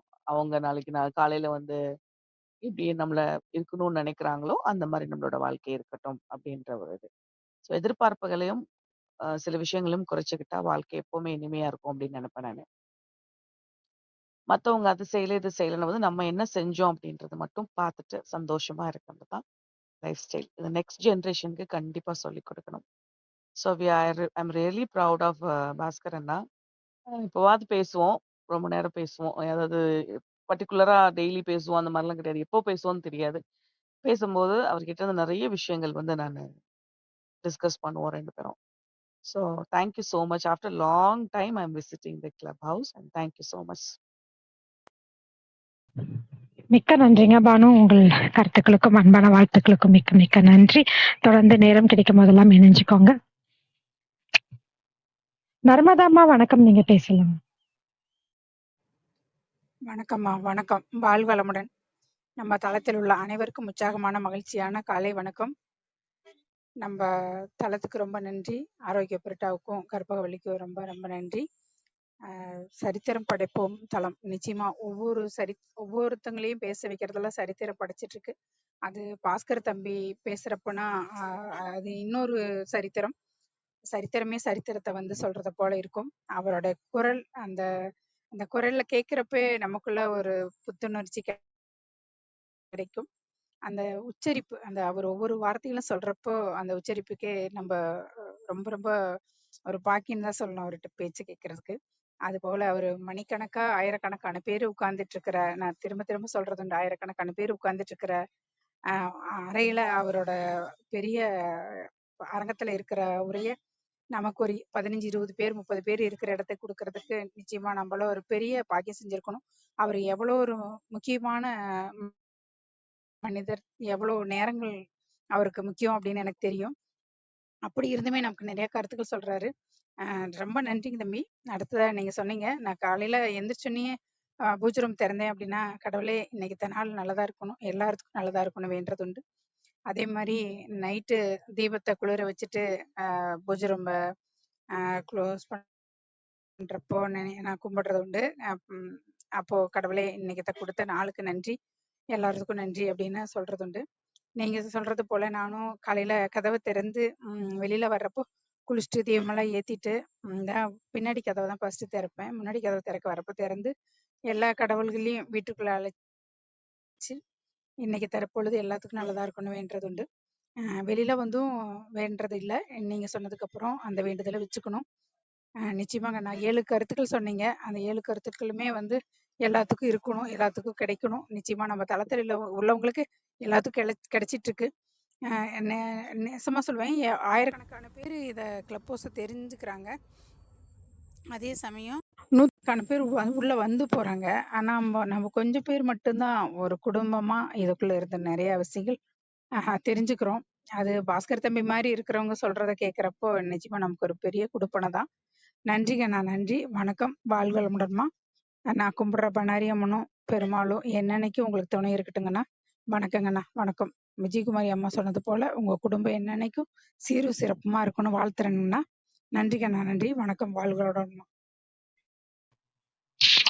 நன்றிங்கம்மா. உங்கள் அன்பான வாழ்த்துக்களுக்கும் கருத்துக்களுக்கும் மிக்க நன்றி. வேறு யாருக்காவது கருத்துக்கள் இருந்தா பகிர்ந்துக்கலாம். செந்தில்குமார், வனிதா இருவருமே தங்களுடைய வாழ்த்துக்களை பகிர்ந்திருக்கீங்க. மிக்க நன்றி. ஐயா, உங்கள் ஏற்புரைக்கான நேரம். நீங்கள் உங்கள் நிறைவு கருத்துக்களை பகிர்ந்துக்கலாம். மிக்க மகிழ்ச்சிமா. உண்மையிலேயே ஒரு நிகழ்ச்சியான ஒரு காலை பொழுதுன்னு சொல்லலாம். நீண்ட நெடிய நாட்களுக்கு ஒரு நீண்ட காலம் வந்து பார்க்காத இருந்தவர்களுக்கு அவர்களுடைய குரலை கேட்பதற்கான வாய்ப்பு இன்னைக்கு இருந்தது. குறிப்பிட்டு சொல்லணும்னா அன்பு சகோதரி பானு, அம்மா விஜயகுமாரி அம்மாவோட வாழ்த்துக்கள், நர்மதா அம்மாவோட வாழ்த்துக்கள், இதெல்லாம் வந்து ஒரு ஆகச்சிறந்த ஒரு வல்லமையை கொடுக்கக்கூடியது. வரும் நாட்களை வளமாக, வேகமாக, விரைந்து இன்னும் கூடுதல் சிறப்புகளை நம்ம செய்வதற்கான ஒரு பாக்கியத்தை தர வல்லது. எல்லாத்தை விட சகோதரர் விஜய் இருக்கார், வாழும் உதாரணம், நடமாடும் நற்கூடம் அப்படின்னு நான் சொல்லுவேன். எப்படிதான் இப்படியெல்லாம் சிந்திக்க முடியுது, இப்படியெல்லாம் ஒரு மனிதனுக்கு உதவி செய்ய முடியுமா அப்படின்னு நமக்கு ஒரு பாடத்திட்டமாக வாழ்ந்துட்டு இருக்கிறார் விஜய் அவர்களை இந்த நேரத்துல நம்ம அரங்கம் கருணையோடு வாழ்த்தணும். எல்லாவற்றுக்கும் மேலாக இது எல்லாம் தொகுத்து ஒரு இடத்துல கொண்டு வந்து இந்த அறைக்குள்ள போனா உங்களுக்கு தேவையான ஊட்டச்சத்துக்கள் எல்லாம் கிடைக்கும் அப்படிங்கிற மாதிரி தன்னுடைய விலைமதிப்பற்ற நேரத்தையும் உழைப்பையும் கொடுத்து இந்த இடத்துல இந்த விஷயங்களை உருவாக்குகின்ற பிரிட்டோ சகோதரர் அவர்களுக்கும், அருமையான ஒரு நெறியாளருக்கு, நான் கண்டு வியந்த நெறியாளர்கள் ஒருவராக கற்பகவள்ளி அவர்களையும் நேரில் நம்ம நினைவு கூற வேண்டும் அப்படிங்கிறது தான் உண்மை. அதுதான் மேன்மைன்னு நான் நினைக்கிறேன். இது போல நிறைய நபர்கள் இங்க இருந்து தான் இந்த எனக்கு இன்ஸ்பிரேஷன் எங்க இருந்து கிடைக்கிறது, இந்த அரங்கத்திற்குள்ள வந்து செல்கின்ற அம்மா சொல்றாங்க, பவளமணி அம்மா சொல்றாங்க, நாங்களாம் கொஞ்சம் கொஞ்சம் மாறிக்குங்கய்யா அவங்கள போனவங்க பேசி கேட்டு அப்படிங்கிறாங்க. அது எனக்கு வியப்பா இருக்கு. நம்ம ஒண்ணுமே சொல்லி நம்ம சமுதாயத்திலிருந்து எடுத்து கொடுக்குறோம். என்னுடைய வாழ்வியெல்லாம் நான் சொல்லல, சமுதாயத்தில் இப்படிலாம் நான் பார்த்தம்மா, இதுதான் நான் எடுத்துக்கிட்டேன், இது உங்களுக்கு கொடுக்குறேன் அப்படின்னு சொல்றேன். அப்ப அந்த செய்திகள் அவர்களை மேன்மைப்படுத்தணும்னா இதை உண்மையிலே தொடர்ந்து செய்யணும். இதுக்காக நேரத்தை ஒதுக்கணும்.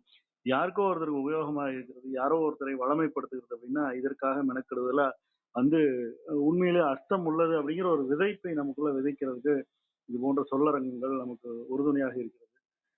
உண்மையிலேயே நர்மதா அம்மா சொல்றது போல எப்போதுமே எண்ணிக்கையை பார்க்கறதே இல்லை. ஏன்னா இங்க இருக்கிறவங்க எல்லோருமே உரையாளர்கள். இவங்க ஒவ்வொருத்தரும் இந்த செய்தியை எடுத்துட்டு போய் ஆயிரக்கணக்கான நபர்கள்ட்ட விதைப்பார்கள் அப்படிங்கிற ஒரு பெரிய நம்பிக்கை இருக்கு. அங்க கேட்பாளர்களா இருப்பாங்க, 1000 பேர் அரங்கத்துல இருந்தாலும் கேட்பாளர்கள். இங்க எல்லாருமே விதைப்பாளர்கள், எடுத்து செல்வார்கள், மறுபடியும் நடவு செய்வது, நாற்றை பிடுங்கி சென்று நடவு செய்வது போல அது தானியங்களாக முளைத்து செழிக்கும் அப்படிங்கிறதுல எனக்கு எப்பவுமே நம்பிக்கை உண்டு. அதனால எண்ணிக்கை எப்போதும் பார்க்கறது இல்ல. இந்த நாளை துவங்குவதற்கு எனக்கு நீங்கள் எல்லாம் வாய்ப்பு அளித்திருக்கிறீர்கள் அப்படின்னு தான் நான் நினைக்கிறேன். மீண்டுமே ஒரு முறை குருவுக்கு நன்றியை தெரிவித்து மகிழ்ச்சி அவர்களை வணங்கி குறிப்பிட்டு சொல்லணும்னா நம்ம ஒரு 4 வரி செய்தியை சொன்னா பாடலாக கூட பாடி காட்டுகின்ற வல்லமை மிக்க தியாகராஜன் ஐயா இருக்கிற அரங்கத்துல நாமும் உரையாற்றுகிறோம் அப்படிங்கிற அந்த மேன்மையை வழங்கி இந்த அவைக்கு மீண்டுமே ஒரு முறை நன்றியை தெரிவிச்சுக்கிறேன். மென்மையான அரங்கத்திற்கு நன்றி. மீண்டுமே நம் மேன்மையை பற்றி அடுத்த மாதத்துல சிந்திப்போம். நல்ல வாய்ப்புக்கும் வாழ்த்துக்கள் வழங்கிய அனைத்து அன்புள்ளங்களுக்கும், குறுஞ்செய்தி வழங்கிய அனைத்து அன்புள்ளங்களுக்கும் வரும் நாட்கள் வளமாக இருக்கட்டும் ஆசீர்வாதத்தோடு நிறைவு செய்கின்றேன். நன்றி, வணக்கம், வாழ்க வளமுடன். மிக்க நன்றிங்கய்யா. ஒவ்வொரு முறையும் வரும்போதும் இவ்வளவு மேன்மையான மனிதர்கள் இருக்கிறார்களா, மேன்மையான விஷயங்கள் இருக்கிறதா அப்படிங்கறதெல்லாம் நம்ம ஒவ்வொரு வாட்டியும் வியந்துட்டே இருப்போம். இன்னும் இருக்குதா அப்படின்ற யோசிக்கும் போது ஒவ்வொரு முறையும் நீங்கள் இன்னும் இன்னும் மேன்மையானவர்களை பத்தி மேன்மையான கருத்துக்களையும் தொடர்ந்து விதைத்துக் கொண்டு இருக்கிறீர்கள். உங்களுடைய அன்பான கருத்துக்களுக்கும் வாழ்த்துக்களுக்கும் மிக்க மிக்க நன்றிங்கய்யா. பேச்சாளர்களாக கலந்து கொண்டு தங்கள் கருத்துக்களையும் வாழ்த்துக்களையும் பகிர்ந்து கொண்ட ஒவ்வொருவருக்கும் நன்றி. தொடர்ந்து பொறுமையாக கவனித்துக் கொண்டிருக்கும் அனைத்து கவனிப்பாளர்களுக்கும் மிக்க நன்றி. குறுஞ்செய்தி வாயிலாக தங்கள் வாழ்த்துக்களை பகிர்ந்து கொண்ட ஒவ்வொருவருக்கும் நன்றி. மறு ஒலிபரப்பு வாயிலாக கேட்கவிருக்கும் அனைவருக்கும் நன்றி. மீண்டும் நாளை காலை 6 மணிக்கு ஞானமும் ஞானமும் என்ற தலைப்பில் நம் தியாகராஜன் ஐயா அவர்களின் சிறப்புரை இருக்கிறது. அதில் கலந்து கொள்ள வேண்டும் என்று அனைவரும் அன்போடு கேட்டுக்கொண்டு விடைபெற்றுக் கொள்கிறோம். அனைவருக்கும் நன்றி, அனைத்திற்கும் நன்றி, ஆண்டவனுக்கும் நன்றி. 5, 4, 3, 2, 1 நன்று.